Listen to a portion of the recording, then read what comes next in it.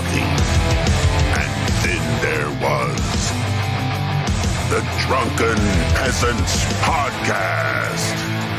I gotta get away with this. No! Say, man, you got a joint? No, not on me, man. I don't have facts to back this up. It'd be a lot cooler if you did. That's true. Sometimes I cry. Oh! Lick my butthole, he laughed. From the strangest corners of the internet, here to bring you opinions of the world from an altered perspective. Here are your hosts, the Drunken Peasants. Hey everybody, welcome, Drunken Peasants, episode 1008. Do it live. Doing it live.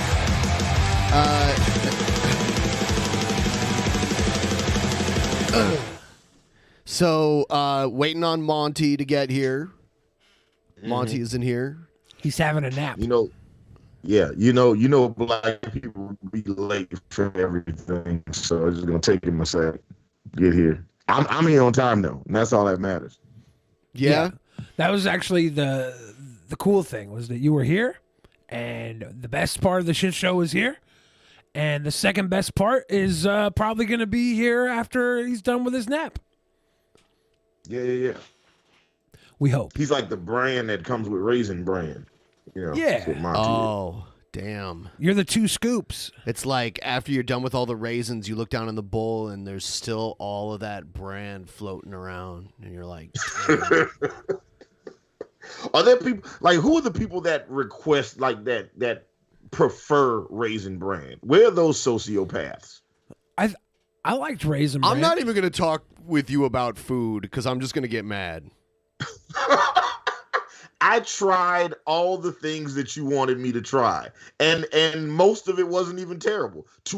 Only two things made me vomit. You know, I have that's literally a pretty good never average. had to, like, no matter what I've eaten, even stuff that was cooked bad, I have never had to run outside and spit in the street because I didn't like something. Okay? Would you have rather me just threw up at the table then, like a jerk? Yeah, I okay? thought you were quite a gentleman for going outside. Yeah. Listen. Okay, listen. I tried indulging in white chowder, and it just didn't agree with me. You know, White chowder. I think it is like, I think it is a discriminatory thing because all the non-white chowders he ate without a problem. And there's not that big of a difference between them besides the aesthetic of the chowder itself. Was you not a fan of the Ku Klux Klans? White chowder. You don't like the Ku Klux Clams? Yeah. I love the Ku Klux Klan. Not a Klamsman? I got this thing where I just don't like gross, gooey, creamy shit. All right. Hey, you said gross, gooey, creamy shit. That wasn't gross. That chowder was delicious. Wait, is that the voice of my ancestor speaking? What is that? What am I hearing right now? What is Sounds going like on? an Hear me, actual Hannibal. god. Hear me, Hannibal. Oh, I am speaking to you. There he is. There he is. Took you long enough. Now, I like that the show started 5 minutes ago and you just decided to get here. You don't make me punch you in the dick. You know what? I'm gonna do you like my boss used to do me at Home Depot. He'd be like, "Hey Hannibal, did we schedule to work at 8 o'clock or at 8:03 p.m.? What time did we schedule you to be here, sir?" That's pretty Like, harsh why do you because, think- like, I've worked at places that had a 5-minute buffer. Mm-hmm. Yeah. And if you were more than 5 minutes after your scheduled time, you were considered tardy, which is a word I love, by the way, tardy. Tardy? Yes. Yeah. Yeah, I used to hate it when he's just like, "You're tardy." I'm like, "No, you're retarded, bitch." Can you say tardy? Is that I don't know. Yeah, I think so. politically correct to say tardy? We can still say tardy, so you got to enjoy it now while you can. You know, before this ages poorly later. Before on. they take Yeah. tardy away from us. Oh, what are they gonna do about the TARDIS then? They already tried to cancel me for that. I said TARDIS the other day. What'd you say? TARDIS. You guys were trying to be cute. Just because the young boy has a little appreciation for Doctor Who. Yeah. Oh, okay. I thought you were like, who's the strongest Avenger, and you was like, whoever the Tard is. The TARDIS. I didn't say that. That's how Billy would have used that in the sentence. But I I have That's a how fair. Billy would have used it. I have a Right. fair or foul. I don't know if I'm doing this right. Before you get into that, everyone please like the stream. Make sure you're subscribed. We're gonna get into everything in just a moment. What was your idea? Let me know if I'm doing this right. Okay. Fair or foul? Denny's is Waffle House for people who can't fight. Ooh, yeah. Well, is it fair or foul to say Denny's is Waffle House for people that can't fight? Yeah. I think that would be IHOP. Yeah, because so like Denny's and IHOP have more in common than Waffle House has with either one of them. Yeah. Waffle House, in my opinion, has better food. It's still shit food, but it's still better than Denny's and IHOP. Yeah. I haven't had Denny's in so long. There's like one Denny's in the Atlanta metro area that I know of, and it's in like Kennesaw. And Kennesaw is one of those places where they can give you a DUI even if you blow 0-0 in the breathalyzer. So I just don't go there. Yeah, why would you want that? Why would you want that? Yeah, you know, It's like you I just could- like what a You could rinse with Listerine that morning and blow DUI. yeah.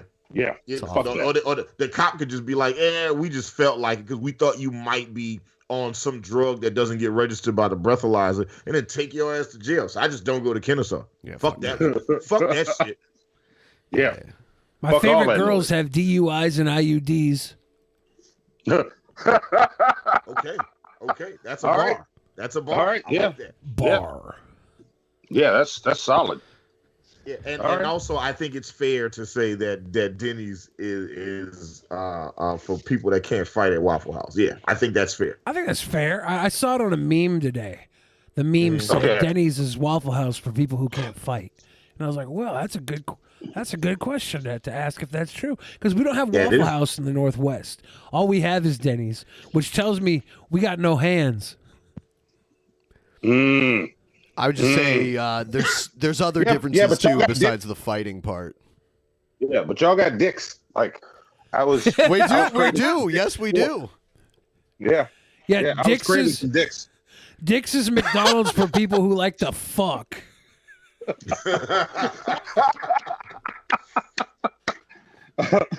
Yes, we had dicks many times while we were in like what three times? Every time I turned Three around, times. they had a dick in their mouth. You know, Yes. Yeah. Had or I to have should that say, bag of dicks in their mouths. That I have a sounds better. theory Yeah. that Ben was taking you guys to so many expensive places that you guys were like, "Fuck it, we got to get the dicks before Ben takes us to another steakhouse." I didn't take them to any steakhouse. Yeah, No, we that didn't go to any steakhouse. No, it was actually it was a very let me tell y'all something about Ben Pye right now. Ben Pye could be a professional tour guide if he decided to.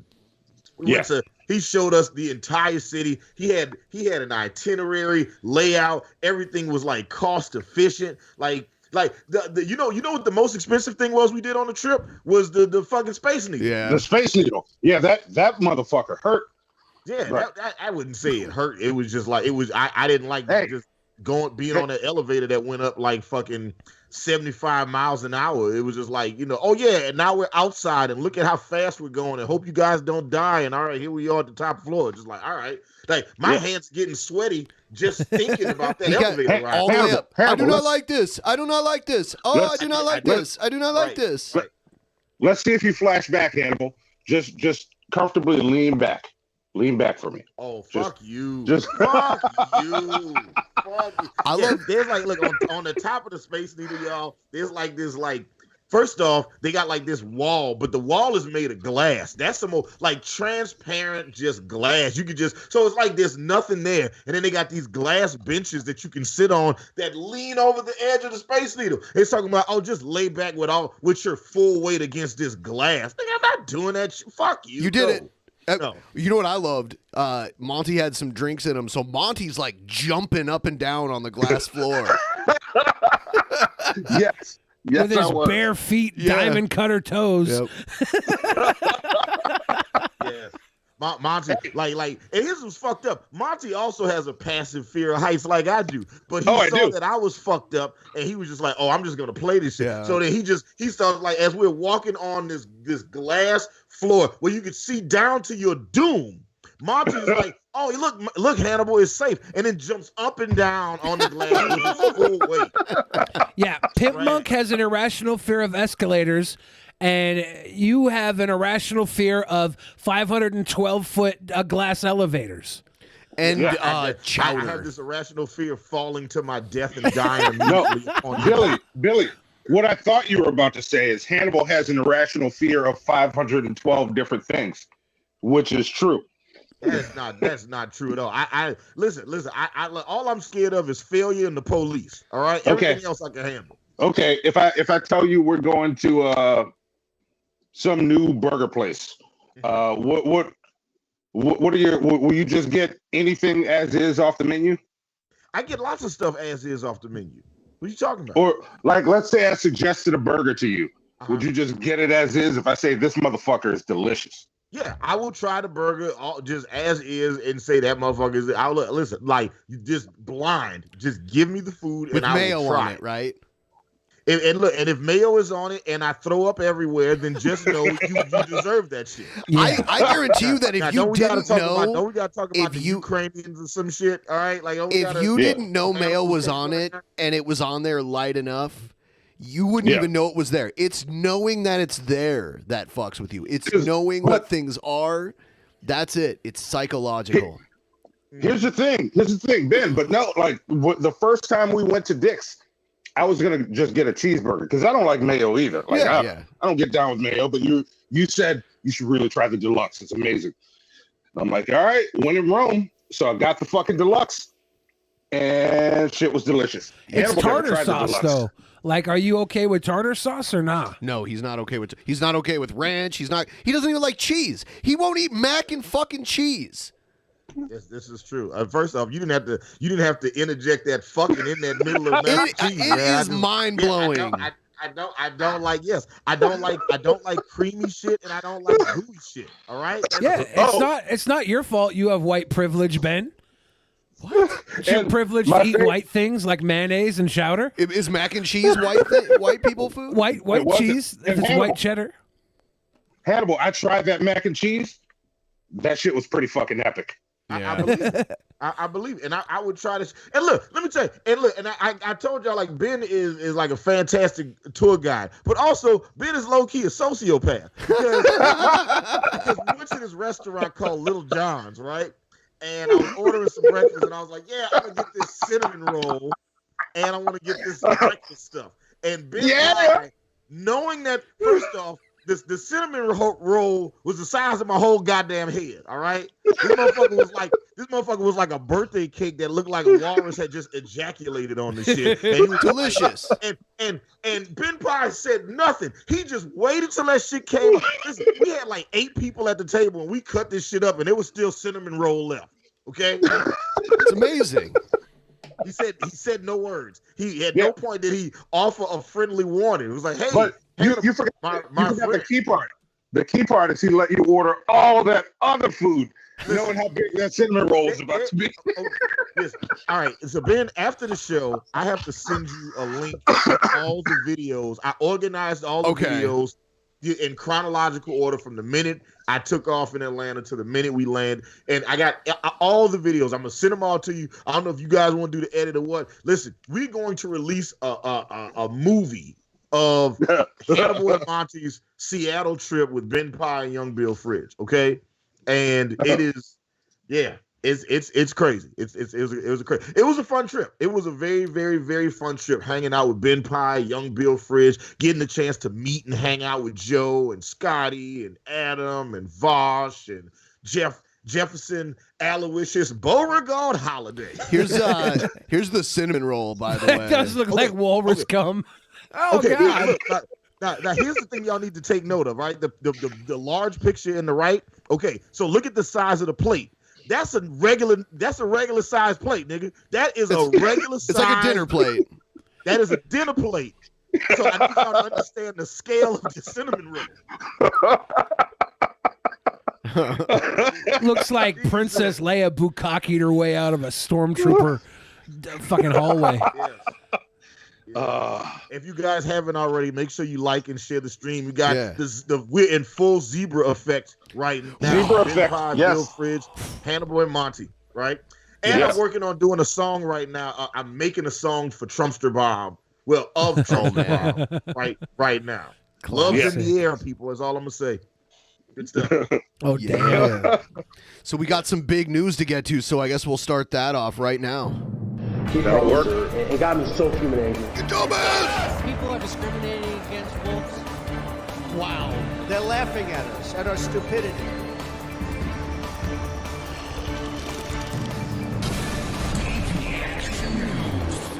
And you better well learn to love it. All right, so we got to get to this story, and this is a story that Billy sent me because it's about his people. The pig of Kiev? Oh. Yeah. Okay. So, Russian McDonald's fan chains himself to eatery in attempt to prevent closing. My fucking guy. And I bet you this is the fattest guy in Russia. I haven't seen a lot of fat Russians. They're probably all like me over there. No, they're not. They're all pigs of Kiev. No, they're not. Video look from, at that dude. Russian man who reportedly handcuffed himself to a local McDonald's to prevent it from closing has gone viral on Twitter. Now, if you take the volume off, you can hear him. He's speaking in some sort of dialect. I think it's Russian. Probably, if this is in Russia. Since he's a Russian man. He could just be talking fat, though, with food in his mouth. This is not playing now. Well, a Russian man was not loving it that McDonald's was about to shutter its stores in the country amid the invasion of Ukraine. Look at this fucking hero right here. He chained himself to the McDonald's. From Baza of Russian man who reportedly handcuffed himself to a local McDonald's to prevent it from closing has gone viral on Twitter. The wild footage shows Luka Safronov yelling, "Closing down is an act of hostility against me and my fellow citizens." Dude's addicted. A number of other brands have also announced the suspension of their business in Russia, leading to long lines in stores. Yeah, this guy's a fucking real hero. Oh, yeah? Yeah. I see all these people with their blue and yellow flags standing with Ukraine. My guy's over here with the red and yellow standing with McDonald's. I'm proud of him. Yeah.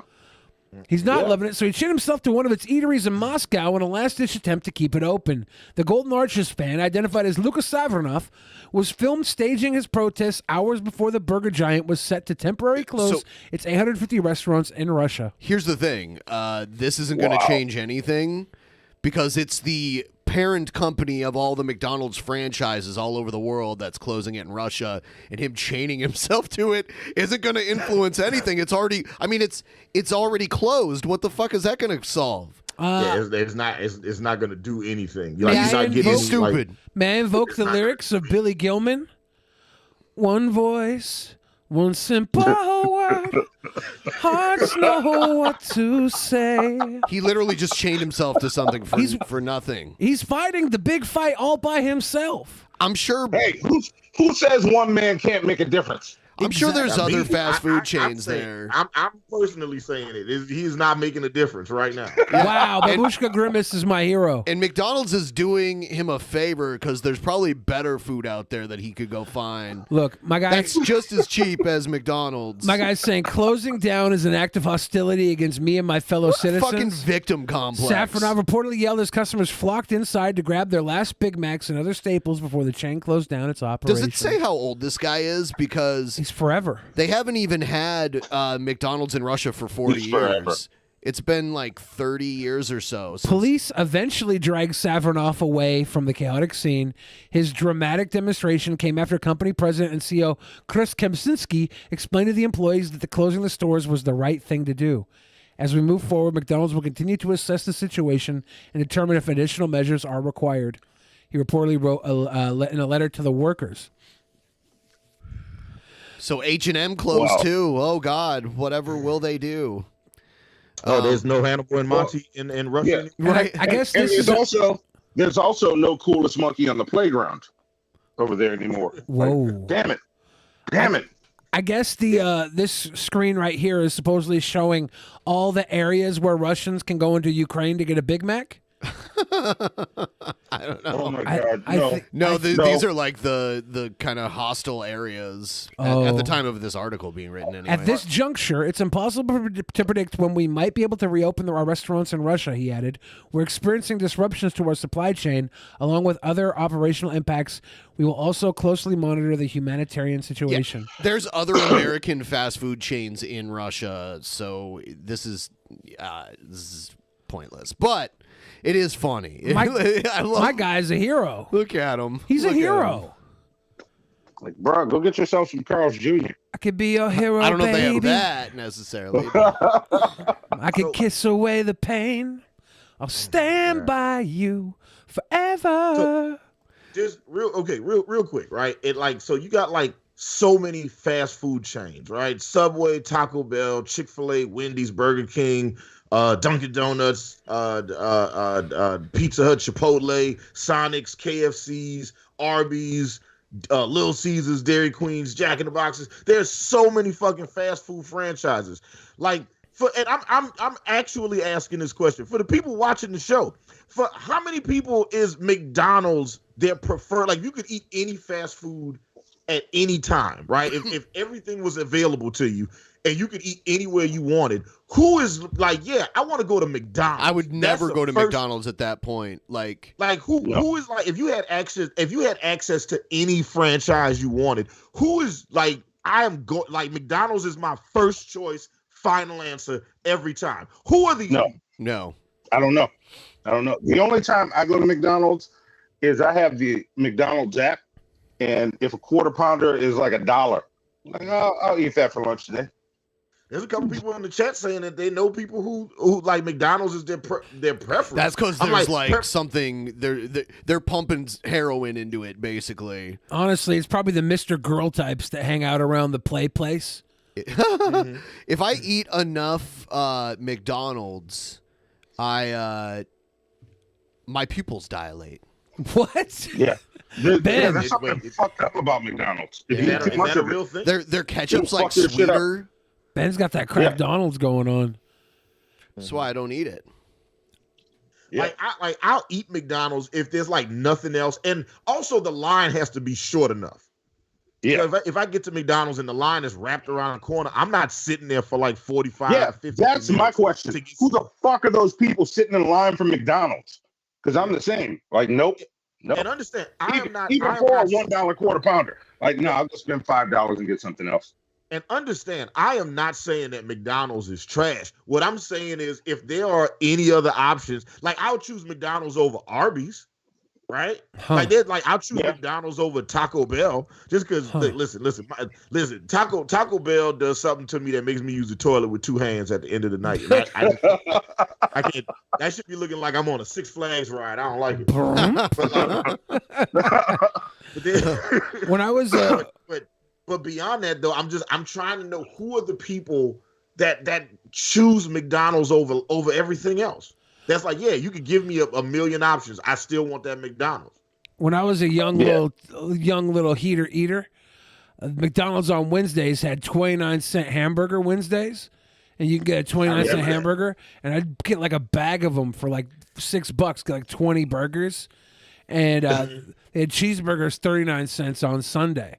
So like Sunday was the day of WrestleMania and pay-per-views like that, all the wrestling pay-per-views. So we'd go and get like 30 cheeseburgers and just sit there and watch wrestling with my friends.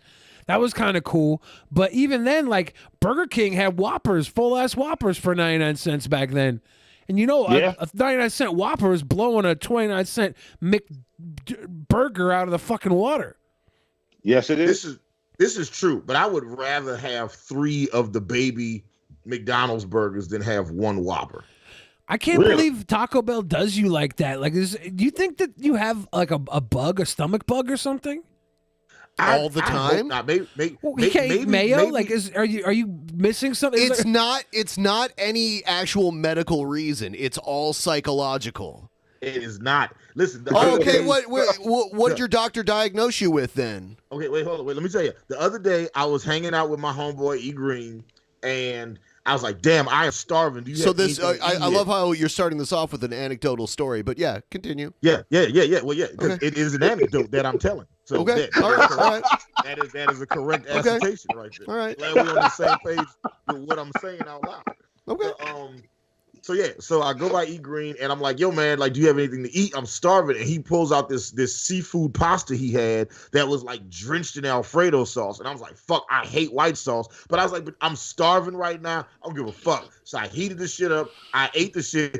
I was like, man, this is pretty good. Creamier than I wanted to, but I ate it and the shit was fine. And then like 20, 30 minutes later, my stomach was just like, oh. So you thought you was going to eat that white sauce, huh, nigga? And that was a wrap. So, I mean, have you ever been tested for like lactose intolerance or anything like that?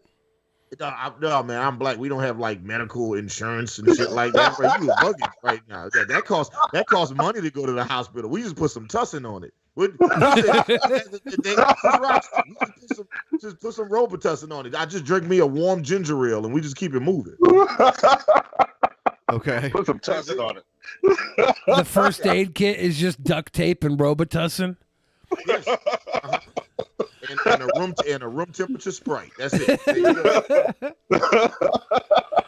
I can't believe you hate Taco Bell, though. I guess if money it makes your booty splatter, like, that's one thing. But Taco Bell is just like, it's cool because it's like 100 different ways to eat the same 4 ingredients. Yeah, it's amazing. I like that about Taco Bell. Yeah, it's like, what kind of shell do I want this delivered to my mouth in? Yeah, they want to get fancy. They're like, we have to change up our menu. Well, let's just make this made out of Doritos or Fritos or something. I'm like, okay.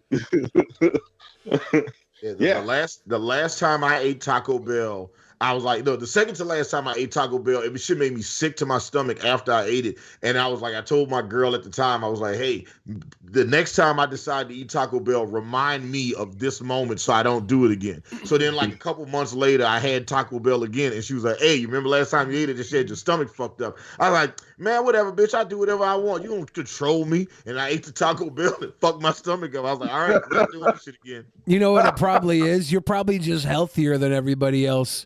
And your stomach rejects all this trash.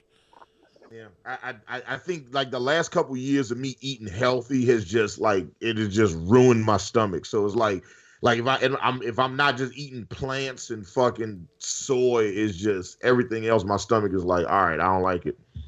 It took me Hannibal like a is week a soy after the boy. Seattle trip. Yes. Listen, it took me a week after the Seattle trip for me to just kind of find some semblance of normalcy. I bet we fucked you up. Yeah, it was good though.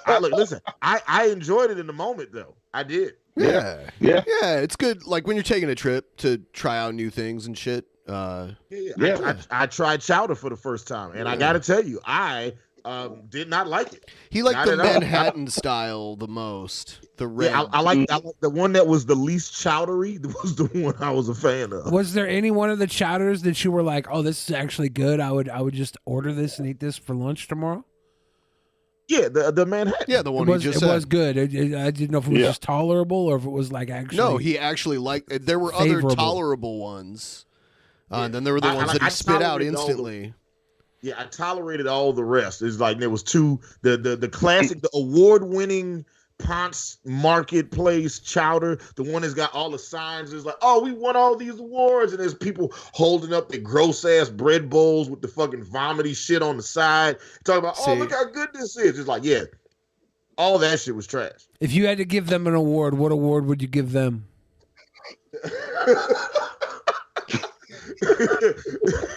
The award, if I ever need to, if there was an award for like faking vomited in the back of an Uber, then they would win that award. Like you don't have to see. This is the key. This part of what he says is very telling and shows that it is psychological because it's not vomit. It doesn't taste like vomit. It's like it's literally not vomit, but because to you it resembles vomit. I don't know, like I don't know who has white smells. vomit. You might you might want to get yourself checked out because my vomit is very rarely white and creamy. Yeah, Yes, there you go. Vomit-inducing in war. Thank you, Hank Chili. Yeah, Hank Chili. Oh, now we're shifting the entire argument here. I know. Listen, no, I accept that there is a probability that there is a psychological component to me not liking chowder. But can you also accept the fact that maybe, just maybe, ground up clam juice is gross and shouldn't nobody eat that shit? All right, look. Let me do a test real quick, Hannibal. Okay. Just you and me. Just right now. Okay. Imagine warm creaminess flowing down your throat. See? See, there you go. There you go. It's literally all in his mind. All right, here's a news story about gas prices going up because gas prices are the highest ever. And here it's like over $5 a gallon in many places. Whether you're behind the wheel or I don't know where this is. This must be in Southern California or something. Fuck. Yeah. Fuck. Who would get premium at this point? Like the people that have the car. I guess there are some cars that need premium. I've never had one. Yeah, there's some cars that need premium, and there's also people who are flexing. Like if you roll up the pump now and you're pumping premium, girls are gonna hop in your car and drive home with you. I think I'd see that happening more often. Prices are hurting our wallets. We have seen prices surge nearly 49 cents just in the past week or so. So let's put all of this into perspective to better understand it. Today, AAA says the average price for a gallon of regular gas is $4.33 a gallon.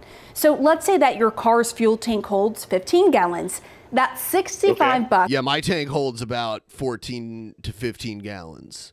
And it was insane how much I pumped into it. For a full tank of gas. Pay those prices over the course of a year, and it will cost more than $3,300 if you fill up just once a week.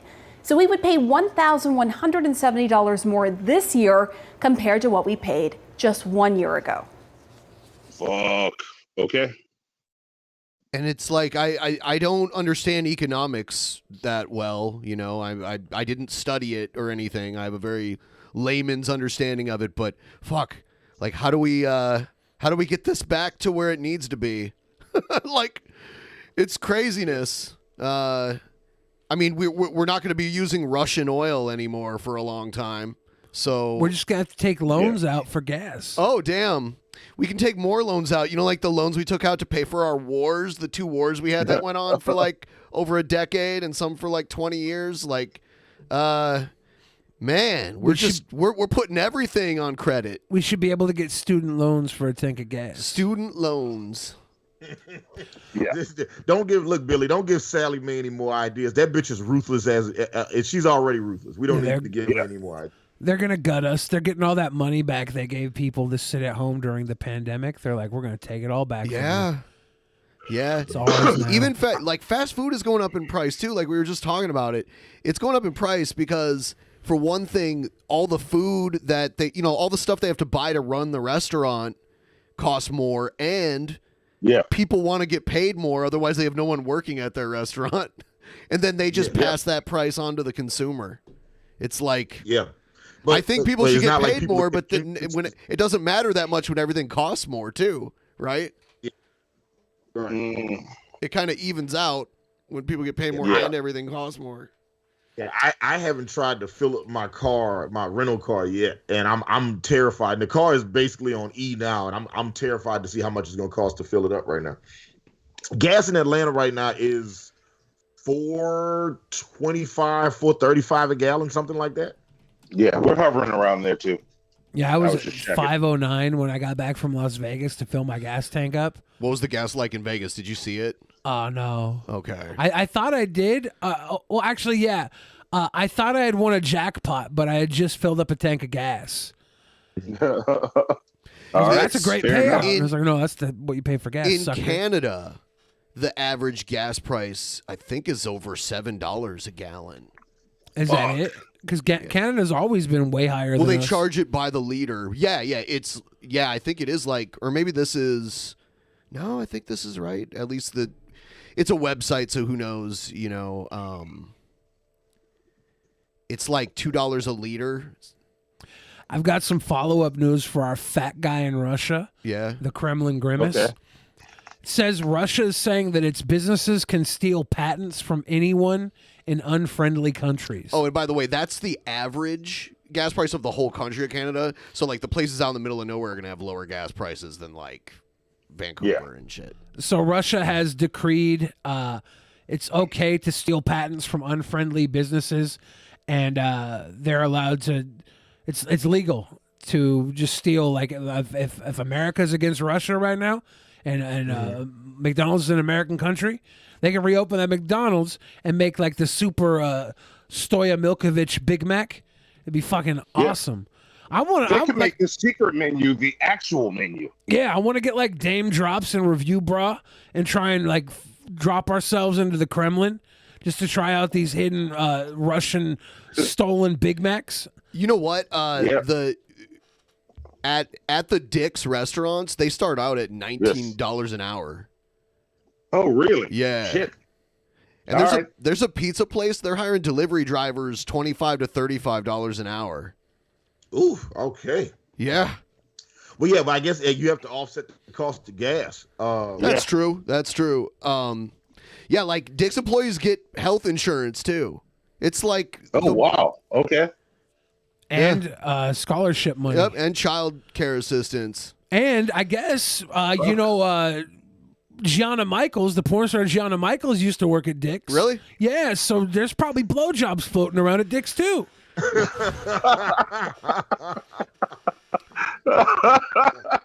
I also appreciate the Gianna Michaels reference. So Yeah. 2 points for you, Billy. I like she that. used to work at Dick's, and who's the one the big boob girl who worked at Whataburger?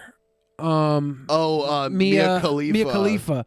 Yeah, Mia Khalifa worked at Whataburger, and I'm thinking, imagine you're some scumbag working at a fast food restaurant, and you just happen to be fucking right next to like the girl you're gonna jerk off to for the next 8 years. It's amazing. Very expensive. It's like an extra $200 a month just for my car. They're ridiculous. And I've been across the country, so I know that the gas prices... There's conspiracy theorists out there that are like, they're just doing this to push us into electric cars. Yeah. I mean, that's the dumbest conspiracy. Like most American cities do not have an infrastructure set up for a mass of people to be driving electric cars. No. Yeah, they're building... They barely have it for the few people that have them. They're building charging stations everywhere now in this area, and there's a lot of places like at Best Buy in Bellevue. There's like a couple charging spots there where you can charge your car while it's parked there. Yeah, like you'll find that more and more often around here. So there is a push for it, but it's the opposite. It's not that they're raising gas prices to make people want to get electric cars. People are going to want to get electric cars because gas prices are going up. It's the other way around. Yeah. It is a dumb conspiracy. Yeah. Wrong. in other states are a lot lower. I had to take the metro because, it's really high. $6 is really impact me. Every time gas prices go up just 10 cents a gallon, you would pay $78. Oftentimes I go to Highway 99 late at night to stroll around and pick up hookers. And the gas is so expensive that I have to like kick these girls out of the car mid blowjob and not pay them. It's really unfair. More over the course of a Hey man, it's hard out here on everybody, Billy. I know. These gas prices suck. year. Now, if the average price of gas hits $5, it will cost you $75 each time you fill up that tank. And you'll spend an extra $500 in a year compared to what the national average is right Thanks now. for doing the fucking math. Damn. When are they going to get us some cheaper gas? Like, who do we That's get what to I'm wondering. who do we get to invade to get our gas prices down? I mean, that would just cost a lot of money to do an invasion and deal with insurgencies and all that stuff, so that's not going to help. Yeah, our grandkids will pay for it. They're going to pay for a lot of other stuff. Oh, they're going to pay for a fucking lot. Yeah. Let's check out some other stuff. Some people made some videos about us and other stuff. Let's check that out. Oh. By the way, we have a goal that we need to meet by the end of this week. If you guys could throw us a couple bucks, we'll read out your Streamlabs at the end of this segment here. Any questions, comments, anything. Anything at all. Oh, don't touch me. Chuck us a couple bucks. Yeah, they're gonna touch me. Also, someone said that the zebra effect thing that we had in the thumbnail should be a shirt. Someone mentioned that. Oh. And it is a shirt. If you get the $50 Patreon perk, you get all of our other content, and we will ship you this shirt. This month's $50 Motherload shirt is the zebra effect. Yeah. There you go. It's honoring our epic meetup in Seattle. Yeah. Yeah. Yeah, we were just hanging out the whole time in Martin Luther King County. It was amazing. Yeah. Nope. Oh, yeah. There was a black guy that told you guys all the black people in Seattle were spray painted, right? Yes. They are. He was right. He was right. He was not wrong. He was not wrong at all. I was like, hey, listen, when he said it, we laughed, but we also knew exactly what he meant. And he was like, yeah, he's not wrong. Yeah. What did he mean? Very limited.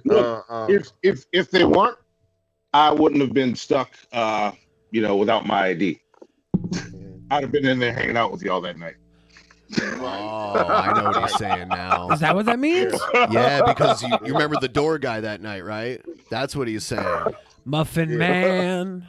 Yeah.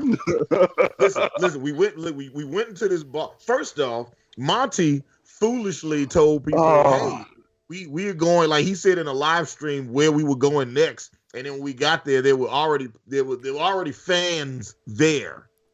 Right? Did that say in the live stream?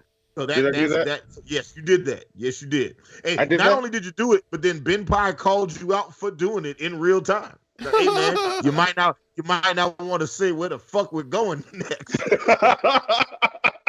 Right? And then we get there, and it's like we get to the spot, and it's like we try to go in, and it's like Jeff Holliday's there, and Billy's there, like everybody's there. We all had Vosh came and pulled up. It was, as a sidebar, real quick. It was like 22 degrees out there, okay? And this nigga Vosh had on short and like a short sleeve shirt, and everybody was visibly cold except Vosh. Vosh handled that shit like a fucking champion, okay? Yeah. That motherfucker feels no temperature, okay? That motherfucker he was just out there, just like. And then we tried to go onto the spot, and then they wouldn't let Monty, because Monty had like a virtual copy of his ID on his phone because he lost his actual ID because he's irresponsible. Yeah. And then he got in, and then this guy was like, the door guy was like, oh, like who the fuck did he recognize and start geeking out over? It was Adam. Yeah, he recognized Adam and started geeking out. He was asking. I know you two, you're so famous and this and that and all this type of shit. And then he looked and then Monty tried to walk in with that idea. He looked Monty up and down. Was like, nah, fam, you can't come in here. And made Monty sit out. And it made Monty sit outside. And then came outside and told Monty, don't sit in front of my door. No, he had fucking Scott come out and tell me. Yeah, he was like, Scott, here's my light work. Was Scott working for the bar? No, he just came out. And he's like, look, I hate to be the one to tell you this. Then don't. That's his job. He's like, you can't block the door. It's a fire hazard. Nigga, this door don't even open. What are you talking about? Listen. The next time we come to Seattle, okay, we're gonna have to run a fade on him. Okay, he's going to catch a two. Oh no. We're going to go to Popeyes and get him a 2-piece. Oh no. Violent. And a biscuit. How dare you have dreadlocks and treat other blacks that way? You motherfucker, you. Anyway, antagonist. Let's do it. All right, that was part of antagonist. Here's one of Nick Fuentes' buddies, Beardson. He posted a to-do list. He held it up at one of his streams. Check this out and how pathetic this is. This is his 2022 goals. Now he's known as the the Hobbit of America First. Yeah, he's what, I think 5'3"? I've heard as low as 4'10", which probably isn't correct. Yeah, I don't think that's true. But that would be. He does look terribly short next to Nick Fuentes. Yes. And we know Nick Fuentes is not a tall man. Right. So his 2022 goals at the top is 10K followers on Cozy. That's where they stream because they're all kicked off of YouTube. He's got goals. Yeah. Crossed off the list is interview Gavin McGinnis. Ooh, he got to do that. Get fucking jacked is obviously not Get crossed off. fucking jacked. Yeah. Become Catholic. Become Catholic? What? What? All these white nationalist guys, it's like trendy to become Catholic. It's like a trendy thing to be Catholic. How hard is it to become Catholic? It's insanely easy. You go to a church and be like, I want to be Catholic. Can I get baptized? And they'll be like, all right, we do a baptism on this day. And then you just show up and, they might make you take like a class, like an introductory course before you get baptized. You got to suck one of them wafers down and drink some of that blood. Well, that's what you do. You eat the flesh and drink the blood. And Catholics believe that it is literally that. Like, it's not symbolic. They believe that they're literally drinking the blood and eating the flesh of God in the flesh that died 2,000 years ago. They believe that. Listen, it's saltines and grape juice, okay? They give you saltines and grape juice and be like, this is the blood and body of Christ. It's like, no, man, this is Concord and saltine. In the Catholic Church, it's like this weird flaky wafer. And it is actual wine, which is funny because I remember being in the first grade because that's when most kids have their first communion. And I took a good sip of that, and I felt kind of tipsy from it. Nice. Being like a little kid that only weighed probably like 50 pounds. That shit got me insanely That was tilted. the beginning. The beginning of the end. It says, after become a Catholic, it says get a GF. Which I thought maybe was get a girlfriend. It is. But since it's after become a Catholic, maybe it's get a godfather. Maybe he needs a godfather. Now that he's a Catholic. When he gets baptized, I think they still do that even when they get baptized as adults. Is he want to get a girlfriend or get a godfather? Because word on the street is his wife left him because he was too far to the right. She's like, you've gone too far to the alt-right, and I'm done with you. And I think that just happened between the time Louis Theroux interviewed him and it going public. Because he was talking about having a girlfriend or whatever in the little documentary thing.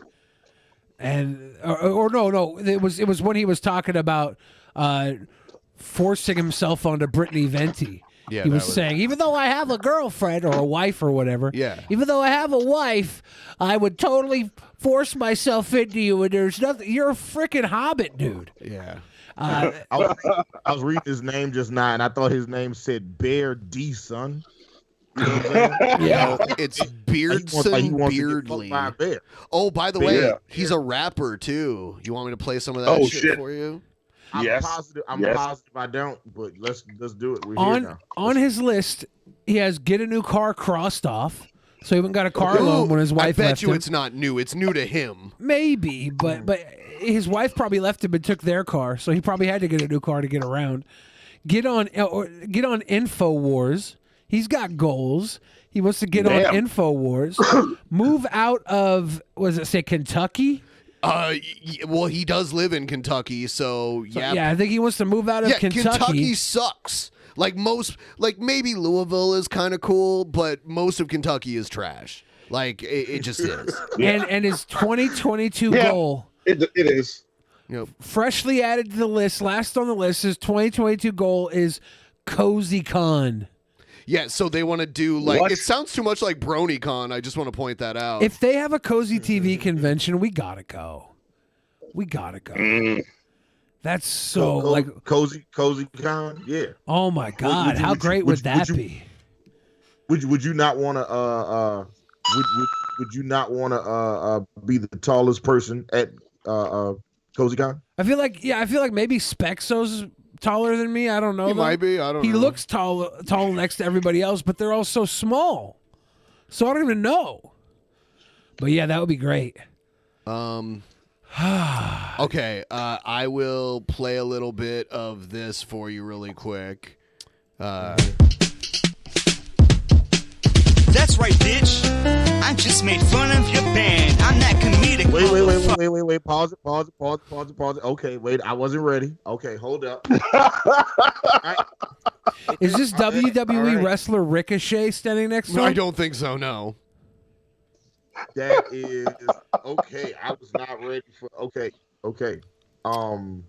Thoughts? I wasn't ready for the chip tune. And okay, all right. I got you. Okay, It made immediate sense to me when I heard it. I wasn't expecting it to sound like River City Ransom soundtrack. So I wasn't. It's like I'm good now. It's like nerdcore, right? Yeah, because then he goes on and has a picture with MC Chris. That you just can't stand. Who I've seen Billy open for, by the way. I make beats, I make rhymes, I make jokes, I make songs about your shitty emo act that won't last very long. I'm the drizzle, and I'm the king of this shit. If you have a band, I'm sure that I've made fun of it. He was going by the name Drizzle at this point. That's him. Which I guess he stole that from Aqua Teen Hunger Force. Really? Yeah. Wasn't MC Chris on Aqua Teen Hunger Force? Yeah. That's ridiculous. He was MC Pee Pants. Yep. Yeah. Beat me up, you better He looks like a young Elliot Rodger there. You're so straight edge with all your faggot tattoos. I'm not in it, seen it all, but even I know the rules. So there's that. Here's a newer Beardson video right here. What respect do I owe any of you fucking niggas? And that's what you are. Oh! Hey, wait, why you talk so spicy, Drizzle? Why you speaking so spicy, man? Come on, Drizzle. How you gonna talk about how you don't owe these niggas no respect when you just was taking a picture with Ricochet when his hair was all dyed and lied to the side? Yep. That's cold-blooded. Yeah. You wouldn't say that next to Ricochet, would you? Was that actually Ricochet? Yeah. It's got to be. Trailer trash. I think that was. You need to go work in a fucking coal mine. That's what you need to do. You need to go work in a fucking coal mine because you're a low IQ retard. How old are you? You dumb fucking white nigga. Shut the fuck up, you trailer trash, mine working, coal mining, fat. I think the only impact that you need to be making is with a pickaxe in a fucking mine somewhere because you're just a mouth breathing retard. He would never say this shit to someone in person, right? I mean, Well, he might. They might not hear him though because he's a tiny little goblin. He's a little baby goblin. Like, why? You look down. In a coal mine. You'd be like, I think this caterpillar is barking at me.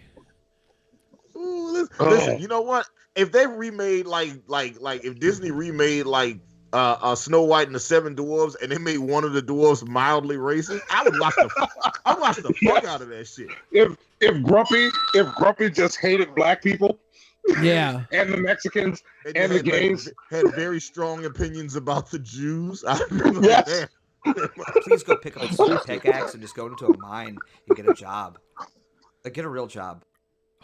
I doubt.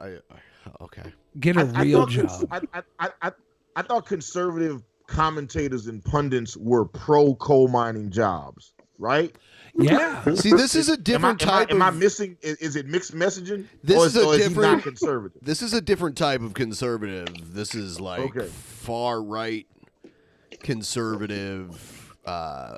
White nationalist, Catholic. But I mean, it's all these guys, behind a computer screaming into a microphone. Yeah. That's what it is. And sometimes they get together in public and it's a disaster. Yeah. Yeah. He's a little worked up. Here's another one of them. This is another one of them reacting to us because it's becoming Inception right now. So he's responding to a video of us responding to him. Okay. All right. Okay. The sports Groyper.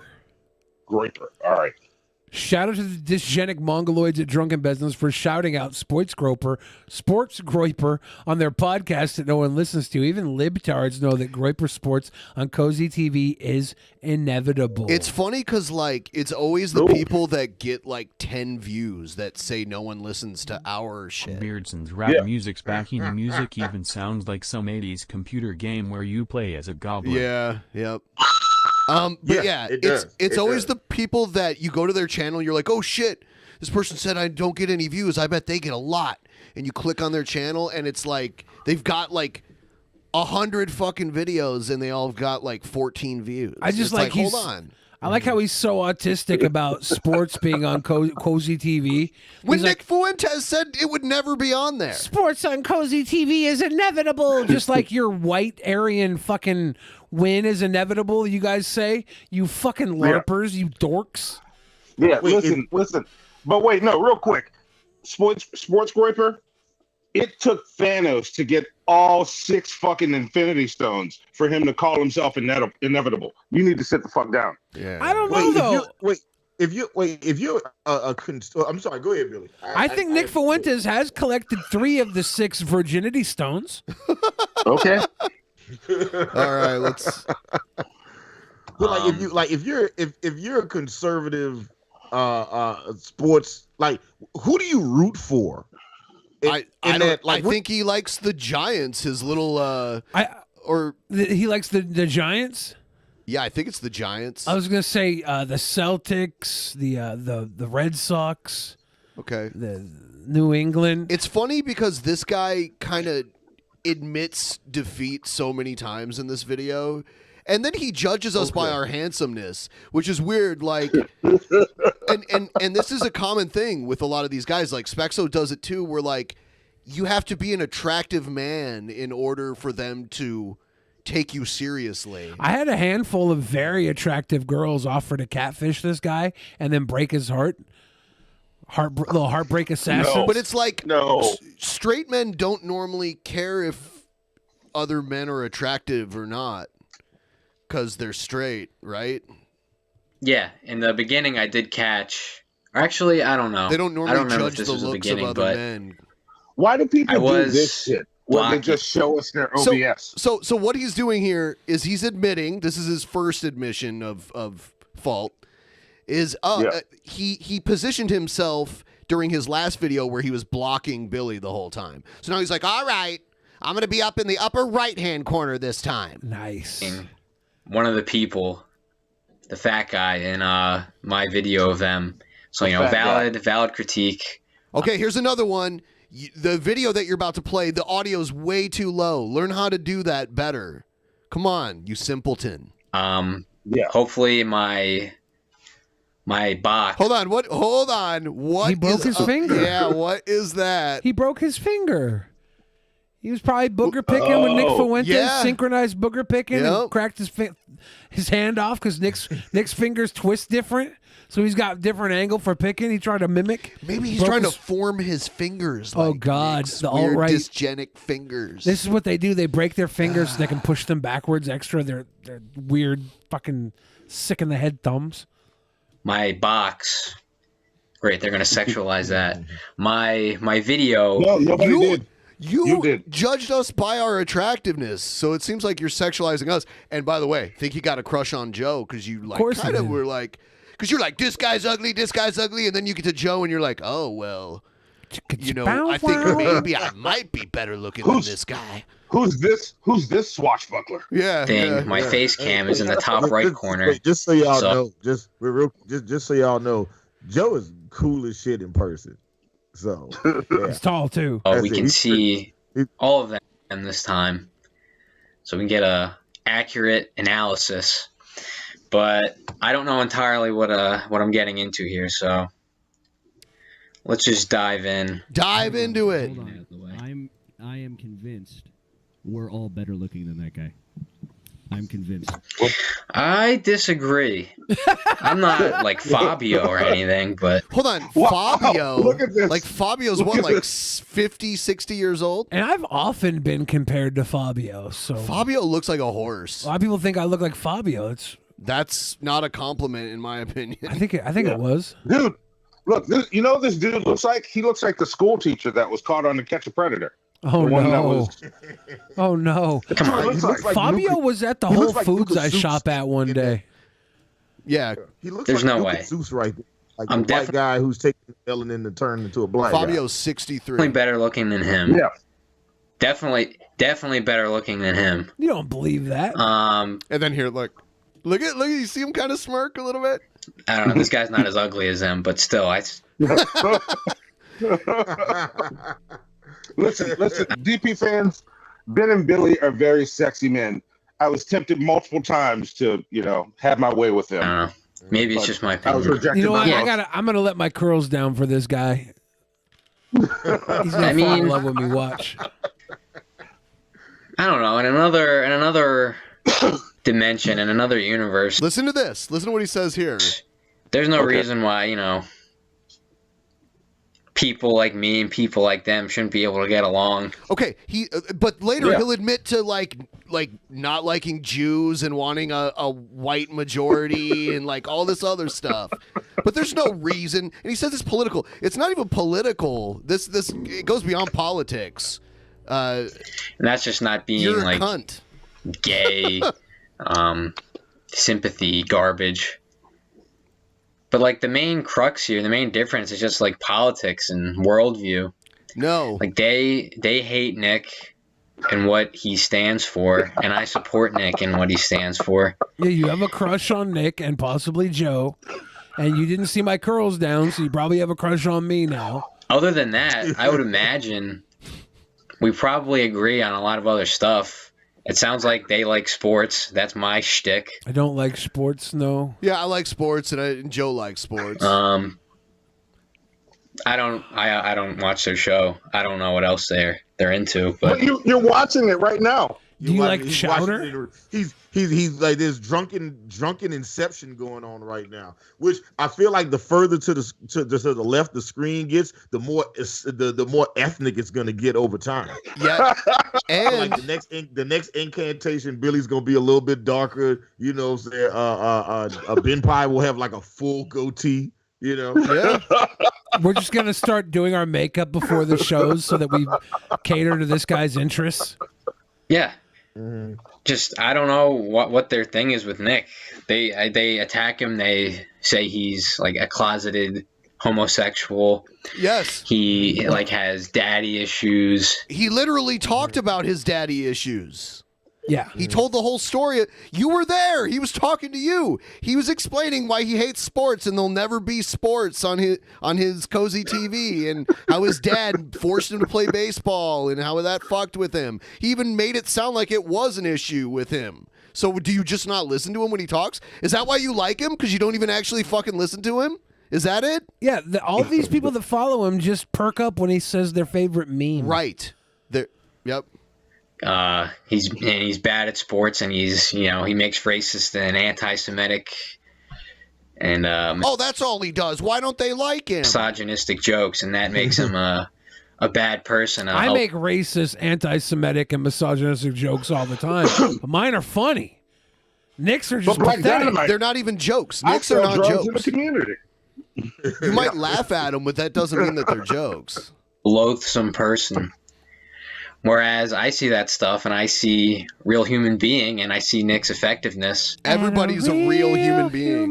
We're all real human beings. I don't understand. I see Nick's effectiveness. He makes dumbasses like me care about stupid shit like politics. I mean, he has effect. I mean, if he actually has the amount of money that he claims to have, then he's effective, but you're not. Kind of like Tom Cruise is an effective Scientologist, but not the idiots that pay them all this money that have like normal jobs and shit. That's the difference. You're not effective. I disagree. All of our donors on Drunken Peasants are very effective. So keep those donations coming. We're not the head of a pseudo political movement, and we're not the head of a fucking cult. We're totally upfront about what we do with donations. So I'm the head of a cult. And everything he's been able to accomplish, despite all the shit being thrown against him by literally the federal government.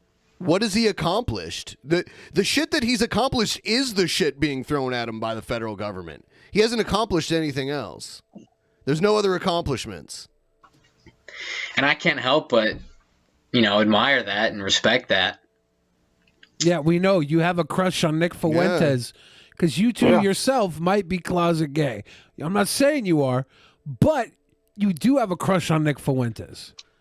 Yeah, it might be a man crush. Yeah, might be a friend crush, a bro crush. You might just want to hug him and jerk off together while watching straight porn. We don't know. Yeah, or he might want Nick's dick. And yeah, and that's fine too. That's fine too. I just don't. Yeah, man. If you're gay for Nick Fuentes, just say that. Like nobody's gonna judge. We are not going to judge you here. On the Drunken Peasants podcast. He is the zebra effect. He is a feminine man, so I'll give you that. I can't. I want to talk to this guy about sports. I want to actually like pick his brain about something. Say, hey man, where does LeBron James fall on the greatest player of all time list? I would just love to just let that be the catalyst to a racist sports conversation that we had. His top 10 are like Larry Bird, John Stockton, Detlef Shrimp. Fathom why any straight, self-respecting male in America could hate on Nick. Do you do not realize that most of them do? Like you're just a tiny minority. Most people do not like Nick Fuentes. Oh, and here's the big thing. Like, even if I agreed with everything Nick believes in, I would still look down on Nick because he's a whiny pipsqueak. Yeah. The fact that you guys follow him, like, if you believe in his beliefs, whatever, more power to you. Be that fucking guy. But the fact that you follow him to get there is so pathetic. He's a fucking A1 weenie, antisocial dork, and you loser fucking ne'er-do-wells are the only people giving him any clout at all. You take your fucking crypto money you got off the goddamn the luck train, you throw it at him, you give him $250,000, the Fed sees it, and you sit there and you cry about it all together in your little circle. The big secret is you're all fucking dorks. For these reasons that the Drunken Peasants are giving. It's something I'll probably never understand, but that's basically the crux of, you know, our side of things and their side of things, and why we can never get along. But I don't know, it is what it is. What? I mean, he is gay and he has no interest in women. He has said so many times that he has no interest in women. Well, a lot of okay. I kind of just predicted that. Give me a second. Oh, Nostradamus over here. Nostradamus. All right, this guy here seems like the most. These two, I don't know. They come off as self-aware. That like they're kind of leading into it a little, making jokes for the audience. So now he's gonna be like, "Oh, these two guys on the bottom, they don't really think Nick's gay. It's just the guy on top that really think Nick's gay." But if he thinks Nick is, what do you say? Literally gay? Let me go back. No. Let me go back in time. I said he said Nick was a silly Nazi boy kisser. I said he is gay and he has no interest in women. That handsome, I was confused. I don't like how you distort everything, Billy. I know. And they're it's the ones my specialty that are accusing Nick of being a gay man. So they joke about themselves, but I mean, he is gay and he has no interest in women.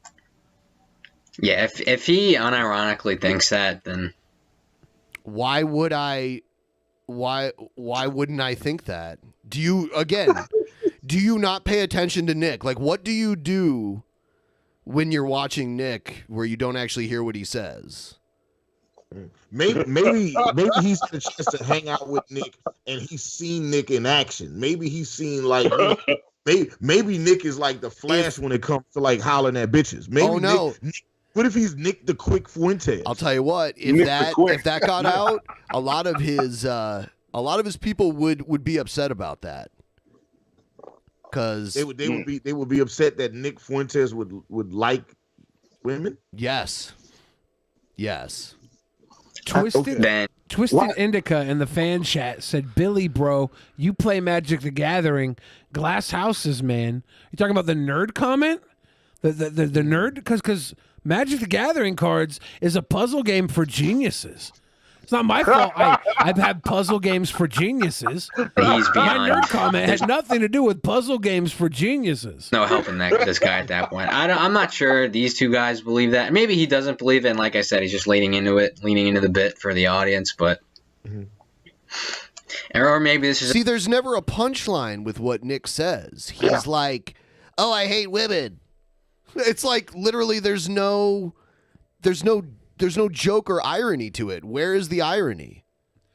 Well, it's meta comedy. You don't have to have a punchline because the underlying fact is they're all misogynist, anti-Semitic assholes. Right. So they just say misogynistic, anti-Semitic things and then give each other pats on the back of their fucking incel lonely community. just because they don't consume like Nick content as much as someone like me, and they don't get it. But just because Nick isn't the Chad, weightlifter athlete archetype, they automatically think he's gay because of his opinion. No, I think he's gay because of things that he said, and then he went on a date with a cat boy. Here's the reasons why. Why I think Nick Fuentes is gay. He never looked happier than when he was staring into Catboy Cammy's eyes. And he was willing to defend Catboy Cammy to his audience when they said he was gay because he sucked on dildos and stuff. And Nick said, "Nah, guys, he's pretty based. He watched a Hitler documentary." So that's one reason. Second reason, Nick literally said, "Ew, girls, yuck," multiple times as an adult, and also said he might have gotten a girlfriend just for the optics. For the optics. Literally admitted to getting a beard. When Sidney Watson asked him if he dated any girls, he said, no. And then he cried for his mom. And then fourth, why I think Nick Fuentes is gay. All right? Because he has that twinkish body made for man fucking. Now, none of those reasons are guaranteed, but they're pretty good clues. Yeah, I'd have to put my money on it. If I was, do you think betting Nick man. is a power top or a soft bottom? I think he might be a power bottom. Where he's just like, "Oh yeah, plug me, Catboy, plug me. Crikey, Nick." Kind of like how Shani for Christ was a power. She was a power bottom. She's like, "Make coleslaw in my asshole with that baby carrot." Yeah, come on. It was gross. So. Yeah, she was pitching it at Monty for a little while. Oh yeah, she wanted Monty to tear it up. Much like myself. Just get into the video. But unlike Nick and me, when I say gay stuff and when Nick says gay stuff, the difference is Nick talks down on the gay people. I lift them up. I'm like, "Hey guys, do you want to be on my DP?" Yeah, because if you're gay, you're sinning. Okay. They attribute all of 1 point for this guy. I like that he said it and took a sip of his drink. It was so matter of fact because if you're gay, you're sinning. Yeah, I'm going to give us all the points earlier, but he does get the 1 point for if you're gay, you're sinning. Rhetoric there you go. Against like gay people and women and Jews as like malicious. He's saying the rhetoric against those groups he just mentioned, they're not malicious. But it's not. All of it's meant to uplift and inspire change. You're uplifting women and Jews with your comments towards them? Yeah. Is that what you're the saying? The Holocaust denial stuff, you know? Mm-hmm. He's just uplifting them. And when I step on your back is because I'm trying to lift you up. Right. That's why I'm doing it. Stand up. Put find God like the great man Kanye is trying to do. So yeah, it's all love, no malice. Did you see those DMs, the Kanye Pete Davidson DMs? No. Right, that shit is. We talking about that tomorrow on the shit show. Yeah, that's gonna be a fair file. Is it fair file that Pete Davidson was like, where I'm at? I'm in bed with your wife, bitch. Like, yeah, that shit was hardcore. And then he like posted this shit and then turned around and was like, yeah, but I'm concerned about your mental health, Kanye. I want to help you get better. You don't want me to get better. You just told me that you was in bed with my wife. That's two different things. Like, you can't fire shots and then be like, but I want to help you. No, you want to fuck my wife. And he should do it. We want people to find God. And, Nick's a little rough around the edges, but yeah. If you really wanted people to find God, you would just volunteer for your church and whatever, and try to talk people into joining your church. Not this bullshit, this memer Nazi LARPing trash that you do. That doesn't do anything. It's very abrasive too. So anyone who might even it turns a lot of people off of it. Like the anime rightist guy that was in your little group, he couldn't handle it because you guys are cunts. Plain and simple. Just read the Bible. You can't be gay and act on it. And act on it. That's why Nick isn't going to hook up with a dude, at least, and not tell anybody about it. But he's not interested in women, which would be perfectly acceptable with his beliefs, because he's not interested in women. That's the dilemma. I like how he said you can't be gay and act on it. Like that's the tell right there. Act on it, yes. Yeah. And act on it. Guys, we're religious. We can't be gay and act on it. Yeah. We can go on That's like- mandates with cat boys and stare them longingly into their eyes, but we can't act on But it. it's the same as G-Man praying away gay thoughts. Yep. He prays them away. He's never done anything. You literally go to hell. You know what would be cool? If I was religious, because I don't have any gay thoughts, I wouldn't have to pray anything away. I could just be a man. That sucks. These guys are religious, and they have to spend their time wasting their prayers on not being gay. Yep. I just am not gay. If there is a God, he loves me more than you. And look, I'll say this, like, at least where I stand, the only reason I will point shit like that out is just be gay. It's okay. It's actually kind of embarrassing that you keep hiding it. But it's Just not be okay it. according to their little stupid fucking book. Right. And in a moment here, I'm about to describe their the outline of their beliefs, and he's going to agree to all of it. Doesn't like sports Okay. because so many dark-skinned people play, and they come to dominate most major sports. You got this guy that's smirk. He gave our little buddy in the corner a little smile. He knows it's true.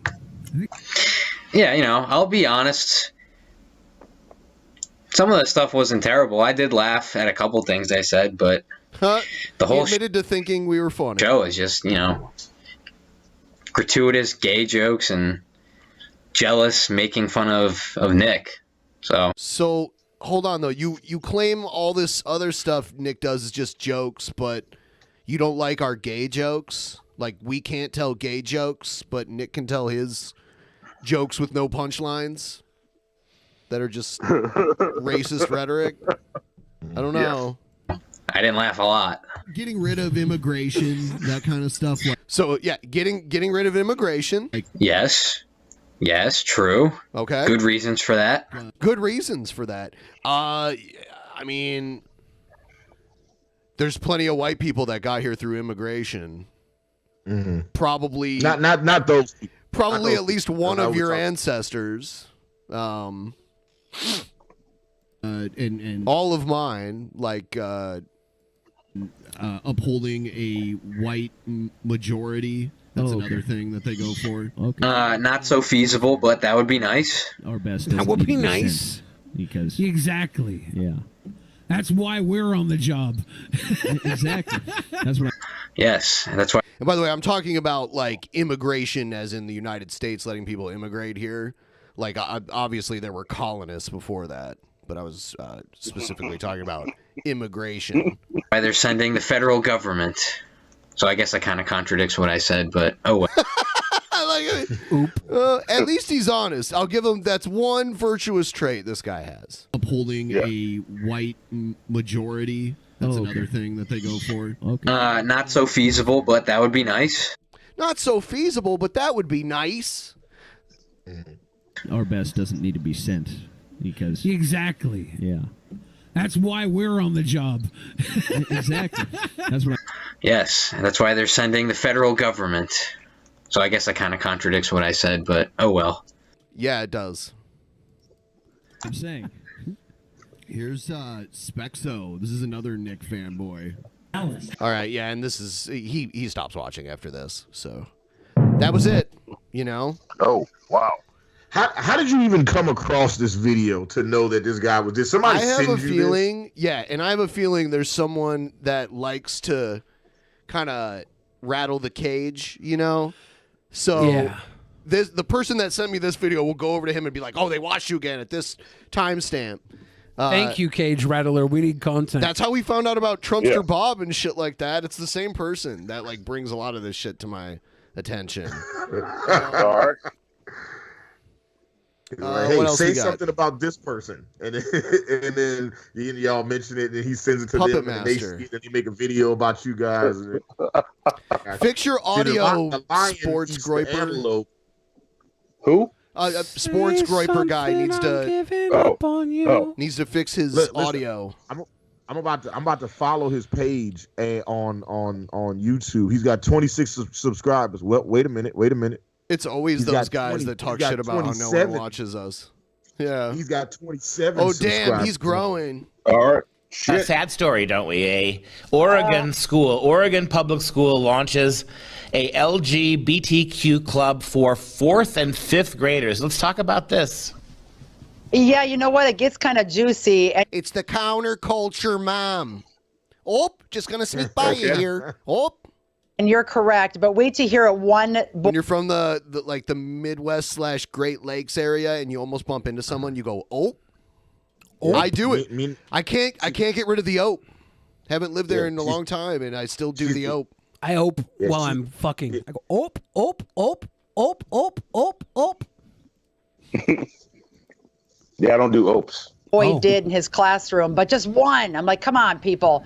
An elementary school in Oregon is offering a Queer and Sexuality Alliance Club, targets 4th and 5th graders. It targets and parents them. do not need to consent for their young children to join. Here's what drives me crazy. It should be the opposite. In fact, they shouldn't have it in there at all. Oh. But if we can't have Peachy Keen 100% clean, then it should be where parents say, can you please start a club for my kid who doesn't know what they are because I'm not parenting them properly, and put them in a separate little special club after school?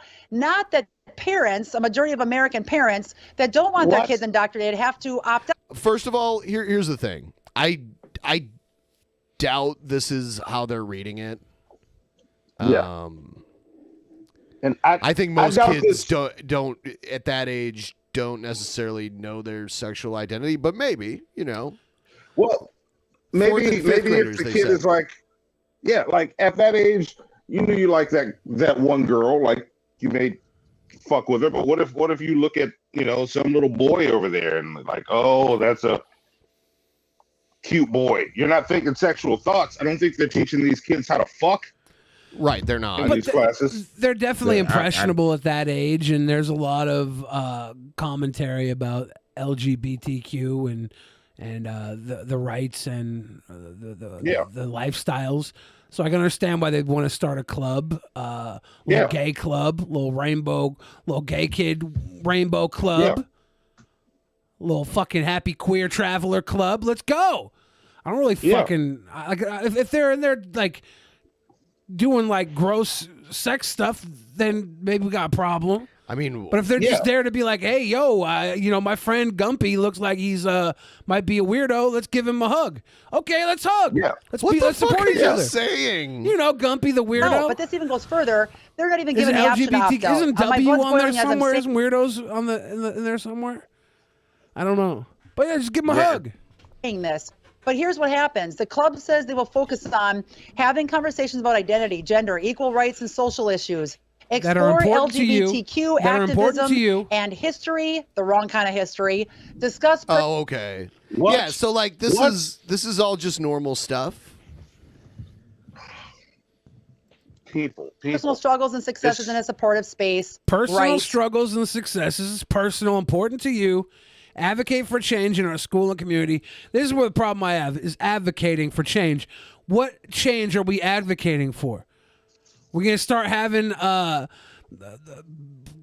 turn PE into fucking fashion shows and Broadway plays? Because I don't. Actually, that'd be kind of cool. Advocate for change in our No school more and community. dodgeball. We'll the just wrong kind of perform Rent. change. Let's And go. what all happened was there was this chick that came in, Amanda Cook, who needs to be re-educated at a proper school. I mean, my school had a musical every year, but we also still had gym class. Yeah, but instead of she gym talked class, to fifth we're all just graders going at to the sing Rally Hills Elementary School in Beaverton this past 5,000, January. minutes. Here's where it gets juicy, Dr. Duke.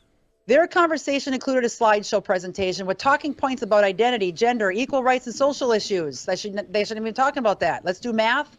Let's do science, proper science. Well, I think this is like an extracurricular thing, right? We've seen Dr. Duke, the Dr. Duke show. We've seen Dr. Duke. If he would have had a little gay kids club in the 4th and 5th grade, instead of going to pray the gay away at his local church, he'd be on a whole different show right now. He'd be singing and dancing show tunes to I'm coming out. Because we know he's one of those the Bible says don't act on it guys. Yeah. We can tell. Act on it. Look, Act on hey, it. I'm going to say this. If you want some dick, go get you some dick. If you want some pussy, go get some pussy. As long as it's all consensual. Don't just go take that shit. I want you to be happy. How's my audio? Is that better? It's somewhat better. I want everybody to be happy, but I don't think everybody's ever going to be happy. So I'll just say stay miserable on all sides, and I'm going to be happy and not get involved with any of your bullshit, guys. I don't care if you're gay. I don't care if you're straight. I've been an ally for far too long. Now I'm tired. I just want Taco Bell. Is that unfair for me to say? Is that unfair? No. I'll join you at Taco Bell, Billy. I just want Taco Bell. Let's see. I'm tired. Let's get every variation of those 4 ingredients, and the 2 of us will sit and eat it all together. I just want to hold the toilet seat like it's a roller coaster ride and shit my brains out. Maybe it's the ground up kangaroo meat that fucks with my stomach. Maybe it's that grade R beef that they're selling. Maybe that's what it is that upsets my stomach. Maybe.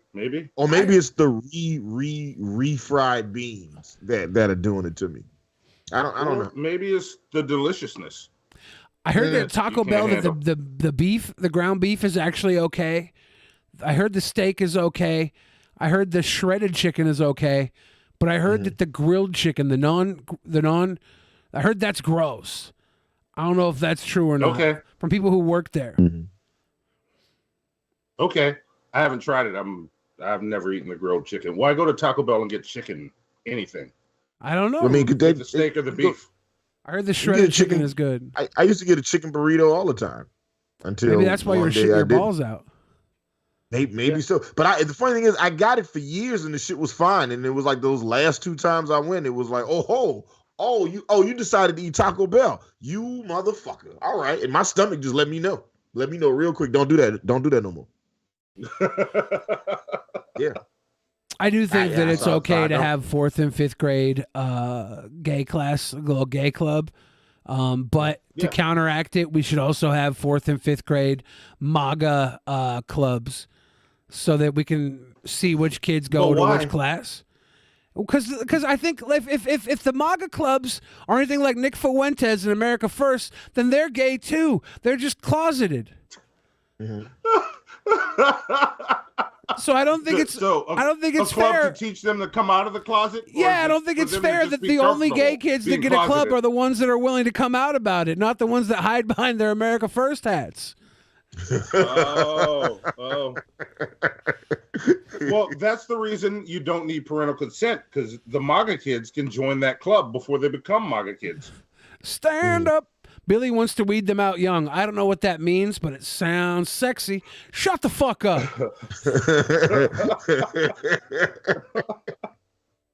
God damn it.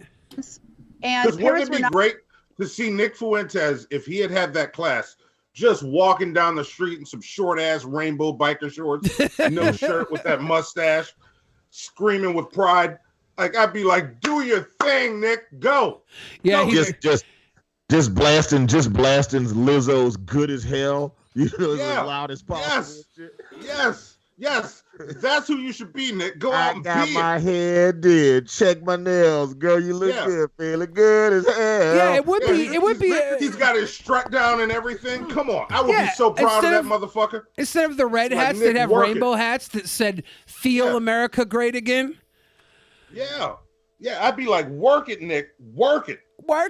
Cover girl. I got your back, Mr. Fuentes. Nick is definitely a fishnet shirt type. Oh man, if Nick didn't have the Bible to tell him it was wrong, he would feel so right in a fishnet shirt. You know it. Mm-hmm. I got just the way my guy looked at Catboy. I'm sorry, you can't fake that love. Yeah, you can't fake that shirt and the biker hat. Yes, Nick. Get it. American patriot.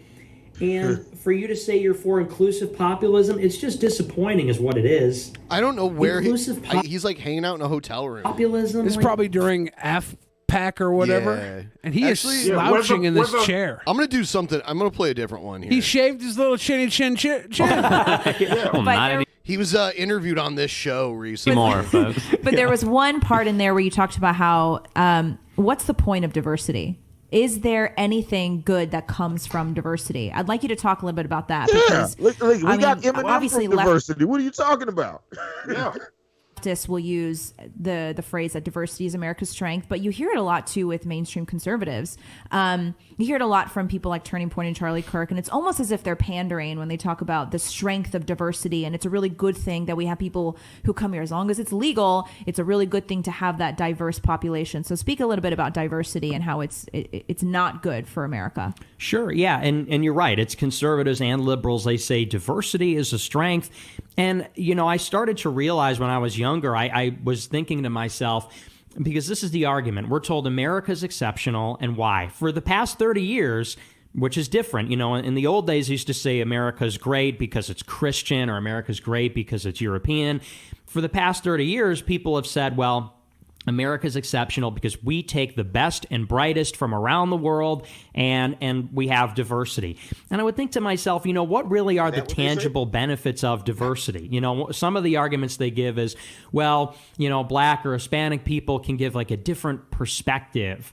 And I'm thinking, like, what does that even mean? Mm-hmm. Because when you're trying to create a system, when you're trying to create any kind of organization, the more difference there is and the more intense those differences are, the weaker and more dysfunctional and incoherent it makes the organization. So, you know, if you were to have a neighborhood full of people that were all completely the same versus a neighborhood where people were completely different, they believed strongly in different gods, spoke different languages, had different races, tribes, the latter neighborhood would be constantly at war. You know, why would it be? There are neighborhoods like that everywhere. They're not at war. Yeah. There's all kinds, like I live in a neighborhood with all kinds of Asian people, both like, you know, like Chinese and like Indians as well, everywhere. Mm-hmm. And they all have like, you know, it's a pretty diverse area. I live in an area so white that we have multiple like little mailboxes that are libraries that you can borrow books from in the streets. And we have refrigerators in the streets that give away food. Yeah. Like that's so white. We're so white. What are you trying to say? We just give away books and food. We just have little refrigerators on the side of the road to give away food. Why is that? I know. White? I came back from Seattle with so many books and food. It was ridiculous. Yeah. It's like, here, have books and food. So. I'm like, what the hell? Books and food? Yeah. So there you go. Better to have constant exposure and dense populations living closely together where like one is Jewish and one is Muslim and they hate each other, and one's Palestinian, one's Israeli, one's Albanian and Serbian, and they don't even speak the same language. How can anybody say that would make that neighborhood stronger or better and not like a total mess and a total disaster? So, you know, if anything, it's the opposite. You know, we want homogeneity where we can get it. We want coherence. There are tons of neighborhoods with diversity that are fucking awesome.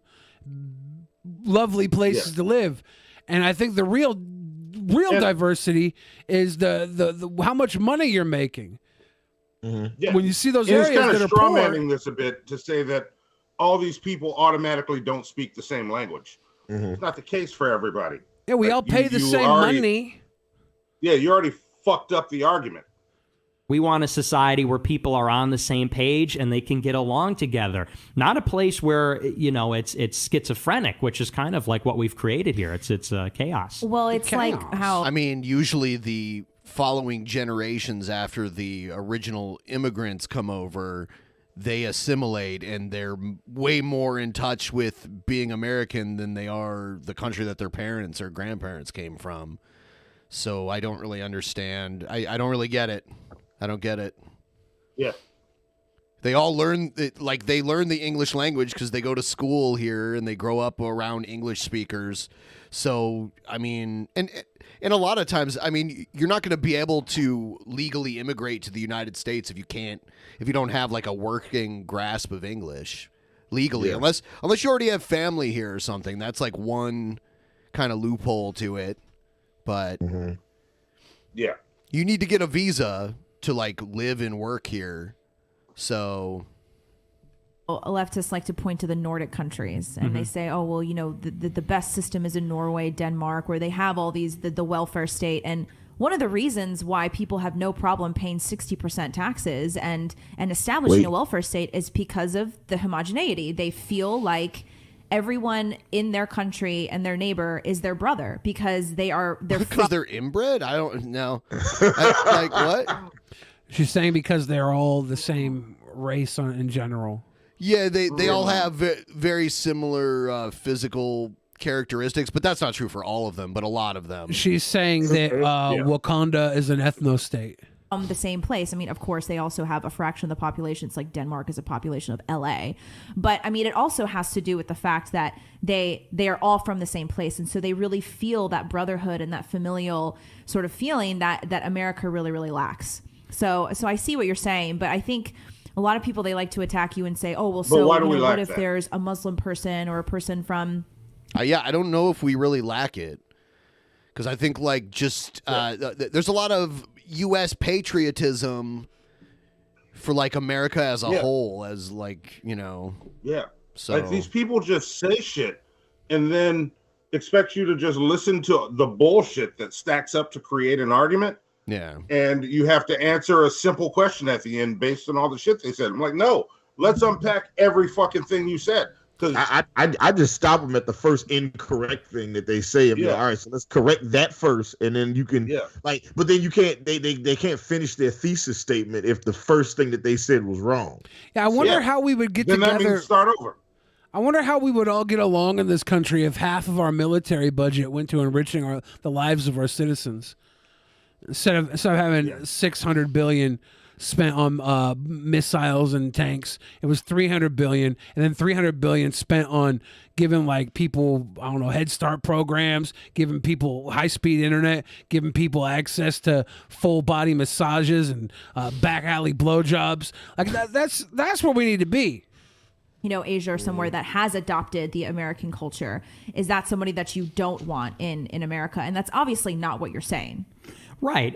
And here's the thing. America can obviously have people that are different, but, you almost have to sort of reframe the issue because they say, oh, what? You don't want immigration. What are you, racist or something?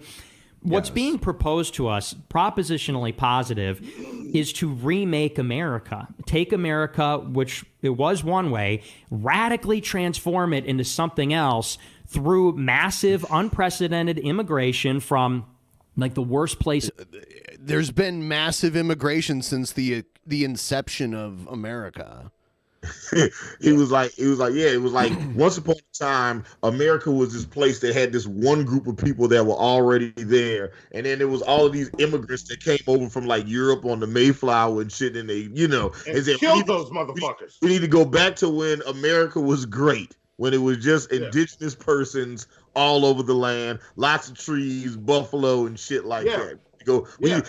Hey, Nick, I hear what you're saying, brother. That's not what he means, though. That's literally what he just said. He said he wanted to go. But that's not what he means. He means, like early America, like the United States of America. That part. Okay. So the Mayflower fits in with that. After the murder. You mean back when Ben Franklin was fatting around? Ben Franklin was fatting around with a whole bunch of SIF too. You know what I'm saying? Yes. Is in the The world back alley blowjobs. make Ben a new Franklin. nation, and then they're like, Dick oh well, Hitchin. if you're not okay with this proposition, which is underway, there's something wrong with you. What are the arguments in favor of this? This is something that is underway. It's yet to be completed, but why don't we hear an argument from the proponents of diversity? Why is this better for me? Why is this better for America? It's always on us to say, well, because you live in a wealthy nation and it's the way it is due to the back history of America. Mm-hmm. The U.S. has benefited from immigration, all sorts of immigration from all sorts of places, not just European. Nick looks like this racist lesbian I used to work with at Warehouse Music back in the day. Like this, and like this particular image of him, I was like, oh man, you remind me of that racist lesbian chick. She used to always call me Jamal. I used to piss. Damn. Nick has Tig Notaro energy. Yeah. I was like, hey, Jamal, can you keep the you got to keep the Tupac CDs behind the register, right? I was like, my name's Will. She just always called me Jamal. And then it was like, I was like, hey man, so look, listen, that the lesbian chick keeps calling me Jamal, and I'm about to punch in the throat of the stomach. So just steal her girlfriend. Like, it's not wrong. It's not right for you to hit somebody because you don't like them. I said, but it's okay for this bitch to keep calling me this old racist ass name. She said, oh, it's not racist. She genuinely thought your name was Jamal. I said, cool. So I'm fucking y'all both up after work is what you say. Exactly. All I'm saying is the RKO hurt no matter when you get it. Oh okay? my God. This could be photoshopped so many ways. Oh my God, yes. Yeah, see? Y'all get your screenshots. Get your screenshots. He is loving it. Loving it. The big O. Get the money. Get the money, Nick. Not mad at it. In the face. Keep your eyes closed, brother. Okay. trying to help you out, man. You know? Oh, so these guys aren't American, or I know. Go ahead.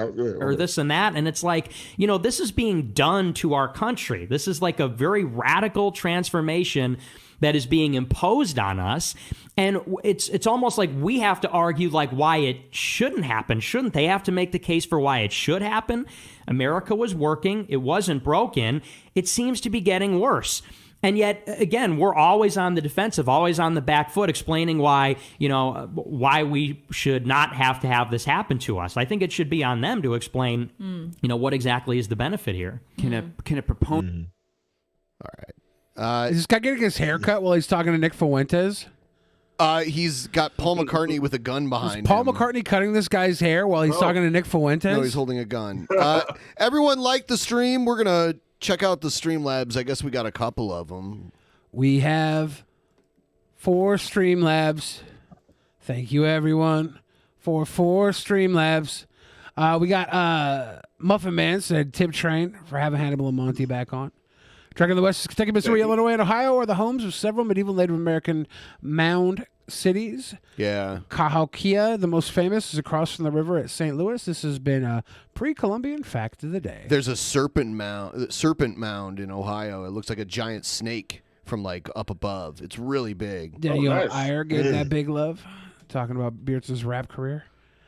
Thomas Joffrey, I like how each video DP has different guests while this guy is a constant loner. We're talking about the sports dude. He's just a lonely guy. Yeah. And Drunken the West says, wonder how Nick would feel about Native Americans like Navajo and Cherokee, whom are Americans that had some of their land swindled away. We all live on the back of Turtle Island. Hey. Yeah, that's Serpent Mound right there. Hey, I have to read this because it's so amazing. Shadow in the chat says, take it from a gay man who's banged out a few straight guys. ... Nick is gay. Damn. Yeah. Wait, but is he gay the feeling or is he gay the action? Like is he being gay in an actionable and meaningful way? Look, is he just I think Shadow is saying he's the feeling right now. Shadow can make him the action. Dumo Tex says Nick has that white supremacist Do your job, Shadow. Get on it. I think Shadow's saying Nick is about 13 dots away from Shadow plowing Nick Fuentes. Lowbrow, just come down a little bit. I'll give what I can for the sweet boys. Thank you, Lowbrow. Thank you. Cheers. Let's check out some other stuff.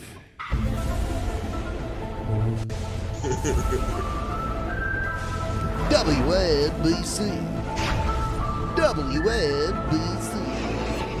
WNBC. Clee disappear. Clee disappear. Clee disappear. The first video I have here is something else because someone was holding up a sign in front of some dental office, But he was also wailing on guitar. Check this out. Okay.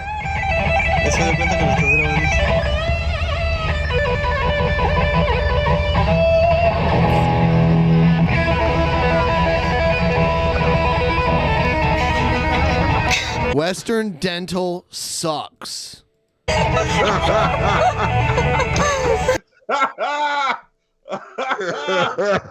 Yes.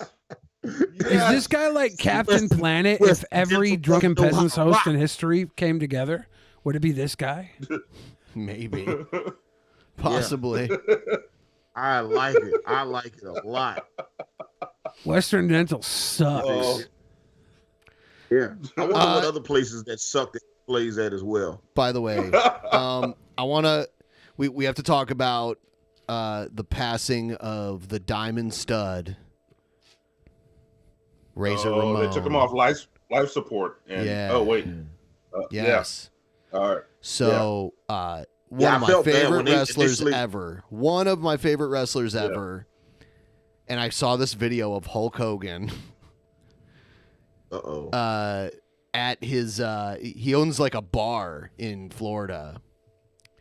Yeah. And I feel like maybe Hogan meant well here, but he found a way to just kind of like make it about himself. Anyway, It's Hogan. Yeah. So here, very on brand. Yeah. Thank you guys for being here. We appreciate every one of you Hulkamaniacs. Is it Jimmy Hart in the back? Yeah, it's Jimmy Hart. I saw a video, like, he hangs out at this place and sings karaoke and shit. I saw him and Ric Flair singing karaoke. Hogan announced he was getting divorced recently, too. I think that's his new girlfriend on the left there. He had his soon-to-be ex-wife looked just like his daughter. Like a slightly older version of his daughter. His wife before looked just like his daughter, too, though. Well, that's because she's her mom. Yeah. So, yeah, that's, you know. A short while ago, a good friend of mine just passed away. Actually, I think Brooke has some of Hogan's features, too. She's got, like, the height and, like, the jaw. She's got, like, the cleft in her chin like Hogan does. Scott Hall. So in Jesus' name I pray, thank you, God, for taking care of my brother. Father Hogan here. He took care of me when I was down and out, and everybody thought Hulkamania was dead. Scott Hall resurrected me. He put me back on the map. See, Hell yeah. Now let's talk about myself for a little bit here. I love him so much I can't even explain it to you. He had a bunch of faults. Now he's going to talk about his fault. Hell yeah. Hogan's honest. He had a bunch of faults, but he was a good guy. I just want to let everybody know here. I just want to let everybody know here tonight that he's in our thoughts. And then they shut off his mic for a second. No, that can't. Heads should be rolling right now. You turned off Hogan's mic. In his club, there's no way they did that on purpose. Hulkamania, they drop all. He's like, here, Hulk, use this mic instead. Maybe the battery ran out or Probably, something. Yeah. Anyway, I just want everybody to know that he's in our thoughts and prayers tonight. And he just passed. I had a real hard time getting my act together and getting over here. But I love you too, baby. But bad times don't last, but bad guys do. Okay? You know he rehearsed that line. He was like looking in the mirror like, what am I going to say? He was so happy he got it right. He's cutting a promo right now. It's a packed house, though. I guess when Hogan's in there. Of course. It's a bar in Florida. They're going to be packed at this time of night anyways. Yeah. All people do in Florida is wait to go to the bar. That's Sam Hyde in the front there. In his NWO Wolfpack shirt. Yeah. For the original bad guy that took Hulk Hogan and taught Hollywood how to be a bad guy, I got nothing for love. Nothing for love. Nothing for love. Fuck. Poor Hogan. He's tripping. His homie died. This is hard for him. This is hard. It'd be great if he sung Macho Man's song to Mr. Perfect, but to Scott Hall. Well, Macho Man did a song about Hogan on that same album about how Hogan was a bitch. Yeah. I can see why maybe he'd stay away from that. Come on, don't be scared. You're running from the Macho Man. It's what I heard. Yes. Yeah. Yes. Yeah, I love that album, man. All right. So the last thing I have to say is thank you once again. and I got to do this because he's the guy, he's the man. Stone Cold Steve Austin, the Rattlesnake, in honor of him. There's been a bunch of controversy because I said Ric Flair was the greatest wrestler of all time, but it really could be Stone Cold. And we're ready to party now because if Scott Hall was here, he would party with us. I don't understand the tangent about Stone Cold and Ric I Flair. don't. He's Hogan. He's 70. He's just trying to keep his shit together. I remember being 9 years old, seeing Hulk Hogan wrestle live, and I looked up his new girlfriend that's sitting right there, and she's my age. Hot. Wow! Holy shit! I mean, she's 40. She should be dating Hogan. Yeah, I mean, she's not. She's like a grown woman. She's not. She's way beyond grown. She's 40. Like now, if he was begging you, I'd be like, "What the fuck's wrong with you, Hogan? You could do way better than." Wow, you're such a jerk. No, but yeah, she's 40. Like she's not young at all. I'm perfectly desirable to Hulk Hogan. You piece of shit. I'm sorry, Ben. You could make Hulk Hogan a very happy Hulk man. Hogan would, Hulk Hogan would fuck the shit out of you, Ben. There you go. Yeah, Hogan. Finally, I get some respect. Hogan would put his 24-inch python right inside of you. You're damn right.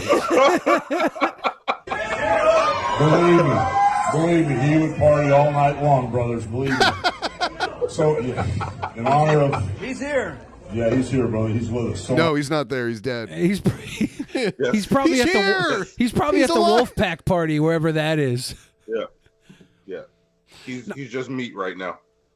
Nah, like Scott Hall was one of the coolest wrestlers. Him and Diesel were like the cool guys. Probably the best wrestler to never have a world championship. I don't know. You got Owen. You got Mr. Perfect. You got a lot of people that Owen's were really a different good. story. Like he didn't get to do his whole career. He was probably on that way. He probably would have gotten it. I think Scott Hall definitely would have got a world championship if he wasn't like always like he had his issues with alcohol, but he was also always underneath like a guy who was just more primed for the belt. He was always right there with Kevin Nash, and they gave him the belt right off the bat because he was 7 foot tall.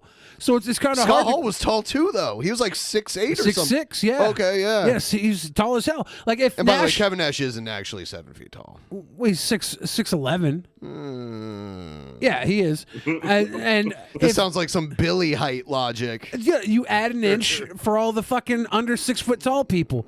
They don't like if you're 5'11", you don't need to add an inch because you're not 6 feet tall. Don't lie about it. But after 6 foot tall, you get to add an inch. Why? Because nobody can see over your head because they're all shorter than you. So you get that You visual are inch. just insane. No, you dude. add that visual You are inch. mentally ill. Because nobody else like if So someone, wait. Yeah. So Billy, if you're 5'11", you can you add an inch? No, and because be you're not 6 foot tall. To lie your way into 6 feet would be egregious. I think making rules not apply to yourself is the egregious part. Okay. Oh, it applies to everybody over By the 6 way, feet Kevin tall. Nash 6'10". 6'10". Yeah, because he's shrunk. He's so got a full of bad shit. spine day. God. He had a bad spine day. You're so full of shit. It's But unbelievable. like, if Scott Hall wasn't always so closely aligned to guys like Triple H, Kevin Nash, Shawn Michaels, the guys that got the belt first, and Scott Hall seemed to never be the type of guy that would need the gun for the belt, right? He was always over no matter what. He made that Intercontinental Championship look like a world title when he took it to the Jerry Springer show and let those kids wear it. He made it look like a world title. He walked around like a goddamn champion. He was cool. My first live show, Scott Hall was the Intercontinental Champion, Diesel was the world champion, and I looked at those two guys like they were gods, and I never stopped looking at them that way. And one of my gods died yesterday, and then my other god cried because Kevin Nash was heartbroken. Oh, he was, yeah. He was heartbroken. So, like, they could have thrown Scott the title for a little bit, just like they gave Macho the title and they gave Warrior the title. They could have, yeah. but like, they're assholes. That I rest my case. I mean, he had the Intercontinental belt and did a lot with it. Yeah, sure. They gave him the U.S. belt. So this might make. I'm just gonna throw it out here. Here's King Cobra's take on fat positivity. Dumo, Texas. Billy would argue that water doesn't taste like water. Water doesn't taste like water. It tastes like whatever you're eating with the water. If you don't have anything with the water, it tastes like your mouth. Water has no flavor. Sometimes it has flavor. No, it's got there's a because like all water doesn't taste the same. Right. Like, If you go to other places, Dasani like has like a light kind of saltiness to it. Yeah, then you're like the water tastes like salt. You don't like this water tastes like water. Well, like in some, like I've lived in many different places, and the water tastes different every place. Yeah, I've it lived. tastes like something other than water. It never tastes like water. Well, water has natural mineral content in it. The so, only- sometimes it's hard water. The only sometimes there's thing that you would calcium ever in it. say tastes like water is pussy. Oh my god! When it's that pure, you're like, oh, this pussy tastes like water. That's the Yeah, only thing you ever you gotta say say tastes it like like water. flies. It tastes like water. It tastes like water.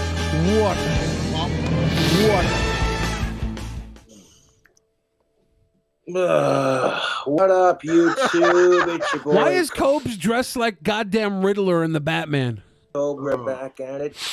Check out the merchandise. I got a 4B's t-shirt that says beer, bacon, boobs, and bud because that's what's up. What are we drinking? Well, we'll get into that. We will get into that. But first, Blair White released a new video called Fat Positivity TikTok is Insane. So, what do we have to drink? We have Oh my god, this is so gross right here.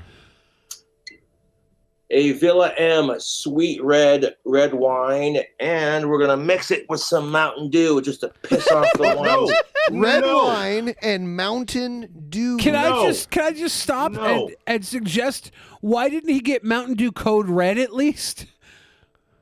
I don't think that's that much better just because it has red dye. It's in it. 100% better than regular Mountain Dew. If he was like red wine with Code Red, I'd be like, okay, Cobes, that's most definitely what's up. You sick fuck. That's most definitely what's up. Snobs. Yeah, cheap wine and some soda pop. And nothing screams goth like drinking red wine out of a Jack Skellington goblet. There's way more goth things than that. Yeah. This red wine. He's not goth. Like he's literally not goth at all. It's actually Why is really it upside down though? I don't get that. Because it's supposed to be the skull, so it sits upside down. Can we get a Boglum goblet? Can somebody like make a boglet? A Boglum goblet? A boglet? It looks like King Cobe's head upside down like that. With that would be delicious. Normally I go with Apothic dark red. I think I try something. I like how he's gonna sip it and be like, oh, that's kind of good, and then he still pours the fucking Mountain Dew in it. It's like if it's good, why not just take it the way it's supposed to be? Because my guy is sick in the head. He is. He's just gonna ruin. All he's gonna do is just ruin some Mountain Dew with that cheap ass wine. Do you think he has a parasite or something that throws off his taste buds? I don't think so, because if you have a parasite for too long, you he's got usually the get really opposite sick. of what happened. Maybe he has the opposite of what I got. Like it's like my stomach it rejects a whole lot of shit. His stomach rejects nothing. Yeah. Different. Yeah. Not a sponsor. And pour some more in there. Yeah, there we go. I want him to make a Mountain Dew soda bread like stew, right? Like an Irish stew with Mountain Dew. He did the Mountain Dew hard-boiled eggs, which made me want to vomit watching that stuff. See, it is psychological.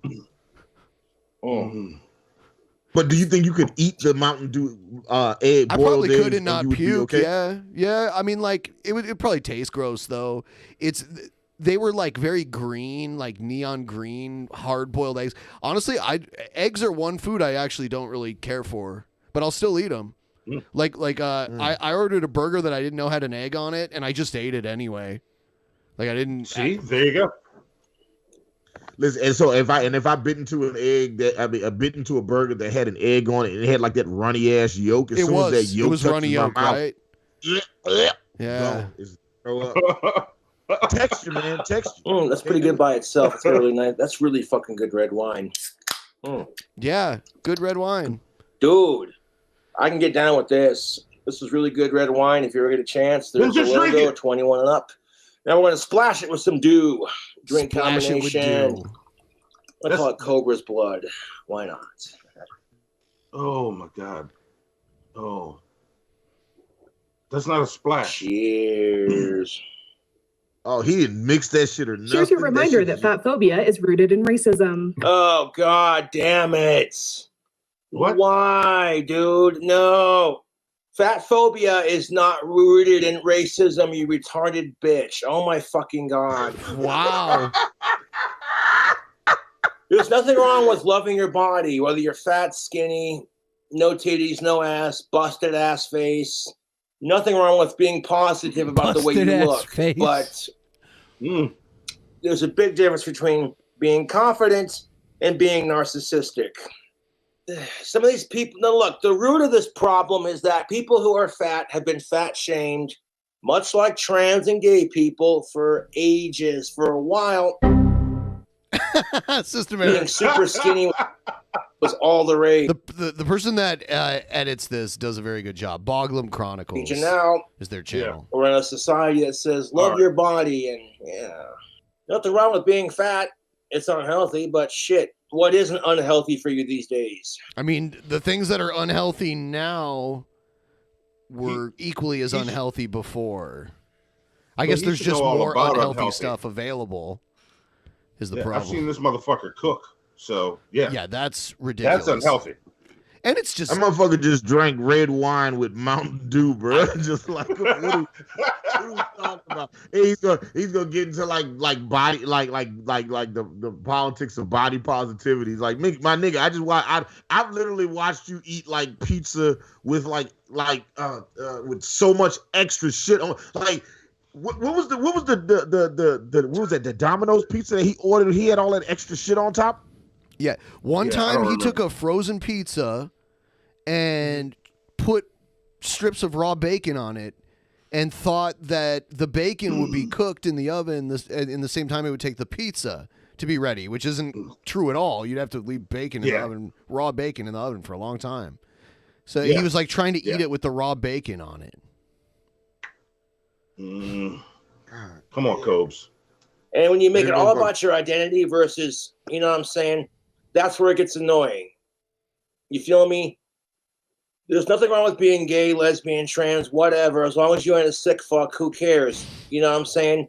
And it gets annoying when that becomes your entire identity. That's where people get annoyed by it. It shouldn't be acceptable for yourself if you are obese. You should. They always show this to see, like, he has not cleaned this TV stand. There's just a really thick layer of dust. You want to change. This is the problem. It's like stop. Blair Wright, stop. Okay, the whole body positivity fat movement, some people can't change. You know what I'm saying? There are people out there who are so fat that the only thing they have for options are gastric bypass surgery. So fat positivity is for those who feel insecure about their bodies and feel like, oh, hey, you know what I'm saying? Some people want to change, but they can't, so they just accept it for what it is. As long as you ain't a sick fuck, I don't care. And you notice that primarily this whole fat positivity movement is strictly for women because women are put to a higher beauty standard than dudes. Okay. Someone came up to me and was like, hey, Cobra, I'm like 500 pounds overweight. What do you think? I'm like, if you want to change, do it. If not, that's your choice too, So basically nothing. Yeah. So basically nothing. I don't actually know what Cobes stands for in this argument. He's all over the place. I can't tell if he's for or against it. He hasn't taken a strong stance either way. He's kind of dancing around it. That's what kills me about it, YouTube. It's like if someone were to come up to Blair White and start spouting off all this transphobic bullshit, you'd hear Blair White saying, well, I'm beautiful just the way I am and you can't change me. But somehow it's different for these fat individuals because being fat's unhealthy. Yeah, if she's too big to do reverse cowgirl laying down, it ain't happening for me. TikTok really have a fat face filter. That's wait. Hold on, wait. If she's too big to do reverse cowgirl laying down, like, is he laying down and she's cowgirling on him? Like, he said no. He said she has to be doing reverse cowgirl while laying down. So then she's on her. Is she Fat Joe leaning back on it? Like, what's going on? I'm trying to figure this out. Listen, she doing the rock away? Wait. Ben Pye, rewind it back 5 seconds. I'm trying to get a little bit of context here. All right. Do reverse cow. Oh, hold on. Almost there. For these fat individuals because being fat's unhealthy. Yeah, if she's too big to do reverse cowgirl laying down, it ain't happening for me. If she's too big to do reverse cowgirl laying down, it ain't happening for me. Yeah, I don't know. It must be a kink combo. One of his epic Is kink it combos. Like how we can't figure out his drink combos. We're like, Could someone draw a diagram of this? And maybe he's laying on his back, and then she's laying like her back is on his stomach. Well, I think we're confused because reverse cowgirl laying down has a different name. The technical name is beating a dead horse. TikTok really have a fat face filter. That's just. I got nothing. Wow. Somebody needs to pull out the dry erase board. We need to figure this out. I'm not here to shit on fat people. I'm just saying, like, if you got a fat bitch, just fucking 600 pounds. Got a fat bitch. Oh, got a damn. fat bitch. Saying she wants the skinny guy with six-pack abs and a rocking hard body. But when he says, no, you're not my type, oh my God, she'll go off on him about what a piece of shit he is and how he can't handle a strong woman. Wah. But when it's gender reversed, men are pigs and we're fat shaming. You one of those chicks who's like 400 pounds overweight, and you want the buff fireman type, the kind of guy who can make you the meanest, the most delicious German chocolate cake ever. What? Wait, what?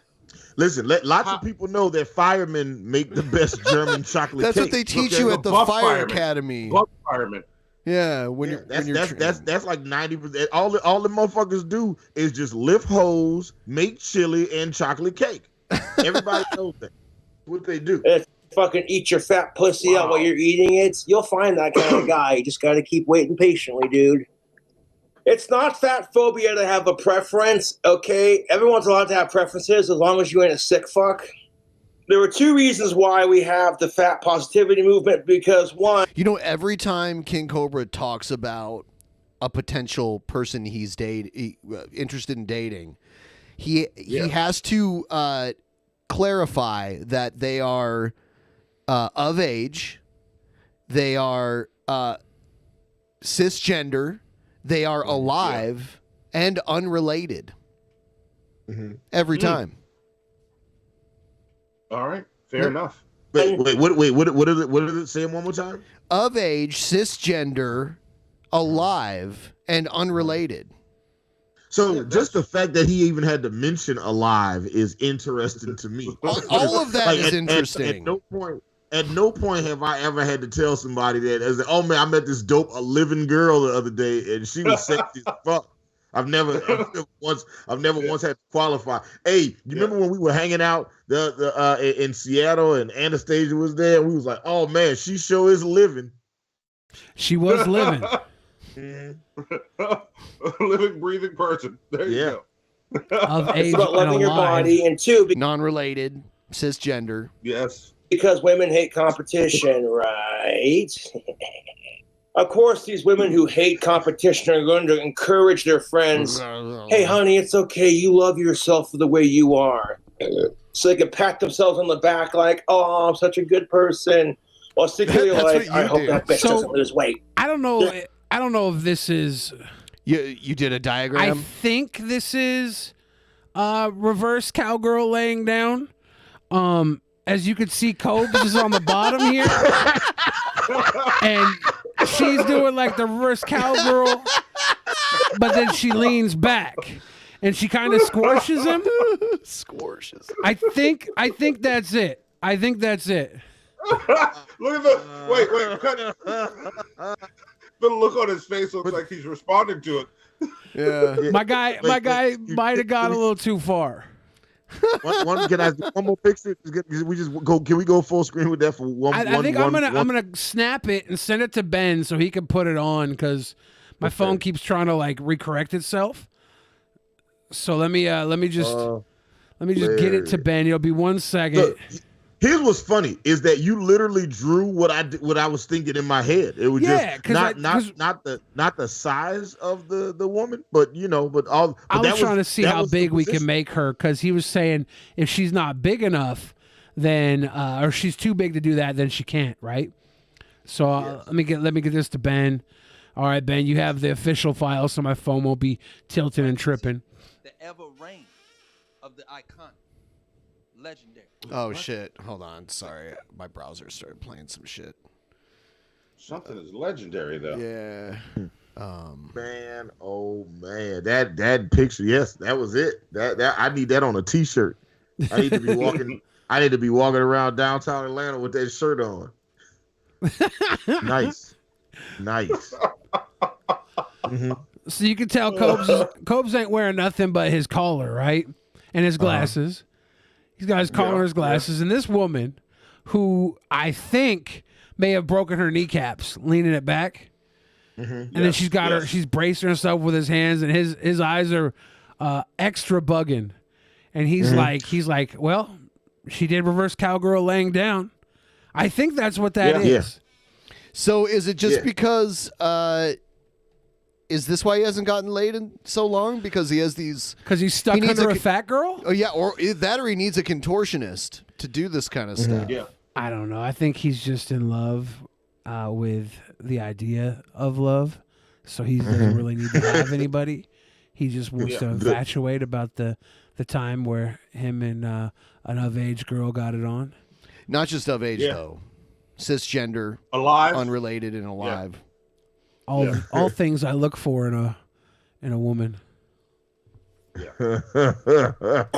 Is it called this? Yeah, for a trans woman, Blair White's kind of hot, but that's not even there.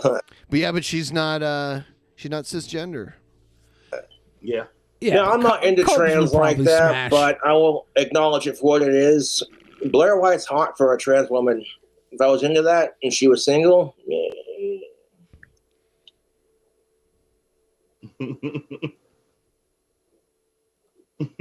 So 5 ways to be a fat ally. It says 6 ways, but I'm glad that you can't read the letter 5. Right. Shout out to the letter 5. Yeah, this episode was brought to you by the letter 5. Treat fat people with respect and dignity. You guys should read this. Call out fat phobia when you hear and see it. Seek out fat stories from fat people. I want Copes to read these because I'm enjoying these. With respect and dignity, I'll drink to that. Call out fat phobia when you hear it and or see it. Yeah. Reading faces. Seek out fat stories from fat people. Believe in fat people. He does that when he reads his chat too. He's like, "Do you believe in fat people?" No, they do not exist. He said, "Fat people are not real. They were made up by the Hallmark Corporation to sell cards." Yeah, everyone knows about fat people cards. Everyone. We see the game. Ask restaurants, bars, and special event venues, etc., to provide size-inclusive seating options. Take fat friends and family to fat accessible spaces. Well, fat friends and family, we've brought you to a barn. Hey, that might Ben Billy, that is fat phobic. Okay, you can't say that. You just violated rule number 6 of Fat Club. I thought that rule number 6 of Fat Club: don't eat without Fat Club. Yeah. Wow. Events you're going to, do not make it fat friendly. Then just go somewhere else. You know what I'm saying? Don't make a big scene about it. Just go somewhere else. Fat friendly. If you want to lose stubborn belly fat, blah blah blah blah. Fuck off, dude. What? When I was in Vegas, I think all the security guards were butthurt I was getting into all the clubs. I get it now. That's why he's mad, because he's getting a little chunker on, and now he's like, oh yeah, I lose stubborn belly fat. He's like, fuck you. That's it. It's because it applies to him now. So that's why he's taking He's always been a man of the people. He's always cared about the feelings of others. You really do not know him. What? Saying that Blair White is not a female, I'm going to have to ban you for that comment. We're not going to have that transphobic language on my channel. Cope's a man of the people. But female is different than a woman. Blair White is technically male, but she's a woman. She's a woman that's male. Yes. So, yeah, technically Blair White is not a female. Testically, Blair White is not a female. Is not a female. Right. I mean, want to have that argument. You know what I'm saying? Hey, yo. Anyways, thanks for watching the video response. Catch you later. Hey, good job, Coach. All right. Monty, I'm writing it down now. We need to do a Cooking with Cobes torture episode. I thought you were going to say you need to do reverse cowgirl laying down. I'm like, No, what? we're not going to try that, Hannibal. Listen, I'll listen. If my girlfriend wants to try that, then I'm willing to take the Pepsi challenge on. I mean, like at the end of the day, her kneecaps got to do all the work. I mean, she got all that pesky cartilage in her knees, so I don't really know how she's gonna get it done, but you know, figure it out when she needs to. Let's see, torture episode ID, Cooking with Cobes. Oh, I already had that on there. Look at that. A Cooking with Cobes torture episode. We could just watch a bunch of his videos for season or unseasoned. Yeah, I'm down. I'm gonna cook one of them. I want Monty to cook one of Cobes' meals and see if you can make it in a way that's delicious. All right. I don't know about that. I can do that. Because some like the ingredients that he uses. Yeah, could you make Mountain Dew gumbo? No. Oh, okay. It's that kind all right. of stuff. I thought Monty was gonna be like, yeah, I could do it. Now, could you use Mountain Dew in gumbo in a way that wasn't like maybe not for the roux, but could you use like half a cup of Mountain Dew and still make tasty gumbo? Or do you think the Mountain Dew would just ruin? If you had to make a stew or a soup or something with Mountain Dew in the roux, like what would you do? Something new? Are we in a Dr. Seuss book now? I don't know, boo. Boo. I mean, if I were cooking for you,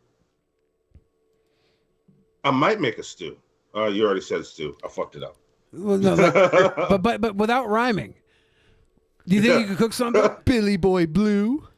Like what would Mountain Dew be a good base for? In like some sort of. No, you know what you could do with it? If there's chicken in it, you could use the Mountain Dew to cook the chicken up, because it'll get the chicken kind of tender.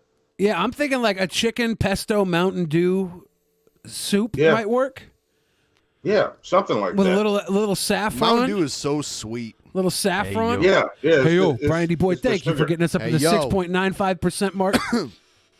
Yeah. For those of you that don't know, every week we hit a goal, and sometimes on Saturday we spend way too much time on the show. Yes. And that's not going to be forever, because I've decided next Saturday we're only going to go an hour and a half. Lightning round. One thing though that's not a joke is that in a few minutes here we're gonna do something we don't do that often. We're gonna do a post show on Twitch for a little bit for anyone who wants to join us over there. And the link I'll post it in the chat. We go directly over there immediately, and we have some Twitch fun for a little while. There you go. I just pinned it in the chat. You can go over there and you can follow us there too. Let's see. I'm going to pull something up here. I'm really trying to think of a way to cook with Mountain Dew that would be gourmet. So I'm sure there's a recipe out there. So I could have me and Cobes cook on a double date in Casper, Wyoming, when I'm wingmanning for him. You could probably do like a candied ham with like anything anything that requires sugar as an ingredient. You could use the Mountain Dew for that. Yeah. Mm-hmm. It's just like liquid sugar. It's high fructose corn syrup with some other weird flavors. There's an Instant Pot Mountain Dew stew, thick, sweet, and savory sausage and cabbage stew, using Mountain Dew as the roux. That sounds terrible. That sounds objectively awful. But like, you know what it is? I don't like Mountain Dew is like one of my least favorite flavored sodas. So I liked it when I was younger. It's one of those things that, like, matter of fact, we talked about this during episode 1000. We talked about things that, like, you didn't like as a child. Or maybe we had this conversation with Jeff Holiday on our way to the Twin Peaks restaurant. Yeah. Not Twin Peaks the restaurant from Twin Peaks. Yeah, because there's a Twin Peaks restaurant that's like Hooters. Yes. It's called Twin Peaks. Yes. And They dress like lumberjacks. Yeah, and they're little sluts. Yeah. I like them. And then there's a Mexican version of that called Ojos Locos that's in the Southwest. And it's like when I lived in Albuquerque, it's like Mexican themed. They'll have like a mariachi band behind the bar playing. It's kind of cool. But there was one time I was eating at Ojos Locos, and our waitress, who was dressed all sexy and hot, Hispanic woman, her like boyfriend and her kids were like sitting in a booth like across the way, and he's like looking at us while his like woman is giving us our food. And I'm like, this is really awkward. Mom's got to work. It was awkward. There's also a all male version of Hooters called Thread Throbbin'. Yum. Look, you know what you can make with Mountain Dew? You can make like a hot and spicy chicken thing with some peppers and shit. Hot and spicy. Over some rice. Mountain Dew chicken. Or a sweet and spicy kind of thing. A Mountain Dew chicken curry. Over some rice. Yeah. Mountain Dew like chicken that. curry over a jasmine saffron Mountain Dew rice. Something like that. Yeah, look. I might try. Look, I'll cook something with Mountain Dew. Or check this out. We inject ourselves with diabetes. Yeah. What? That's all. Oh, that was it. Diabetes isn't a thing you can inject. Have you guys been yourself watching with. this new HBO show about the Lakers? No, we're gonna go do the post show in a second here. You guys want to do your thing and let the people know what's up with your stuff? Let them know what's up, Hannibal. Yes, You always. For those of y'all who don't know who we are, I am Hannibal the Beat Animal. And I'm Monty. And we are Hannibal and Monty of Hannibal and Monty Shit Show. Our show is live tomorrow night here on YouTube, and we will be doing a whole shit show. We got we'll talk a little bit about Kanye West, do some season to unseason. It's gonna be fun. Come hang out with us. You know, we're Ben and Billy's Black Friends. Come hang out. Yeah, it's dope. The zebra effect, y'all. The zebra effect. Yes, the zebra effect is in full effect. You're my great friends. Yeah, there you go. We had a blast in Seattle hanging out with everybody, and you know, Ben Pye is a fantastic tour guide and a sociopath. Billy and I went to QFC, and we made fun of the terrible king cake. Yeah. Which came from a New Orleans restaurant, a New Orleans bakery, which is very like we need to talk to the people at Gambino's, bro. We need to, we need to. Yeah. Gambino's is selling those fucking midloafs to Seattleites. All right, we're going to do the post show right now. Yeah, we will we'll see y'all later. We will see all you guys there. All right. See ya.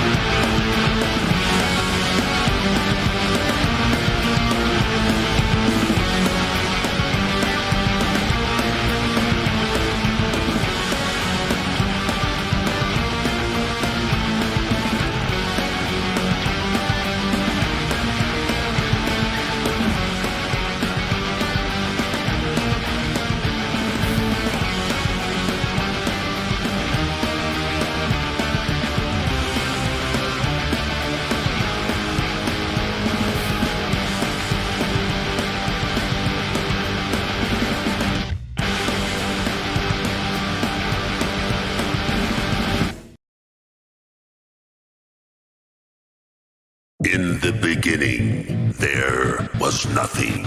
And then there was the Drunken Peasants Podcast. Drunken Peasants. Drunken Peasants. Drunken Peasants. Drunken Peasants. From the strangest corners of the internet, gonna get TP'd by Billy and Ben. You know where you can find them at. Get ready, cause they're gonna kick your... Drunken Peasants. Drunken Peasants. Drunken Peasants. Drunken Peasants.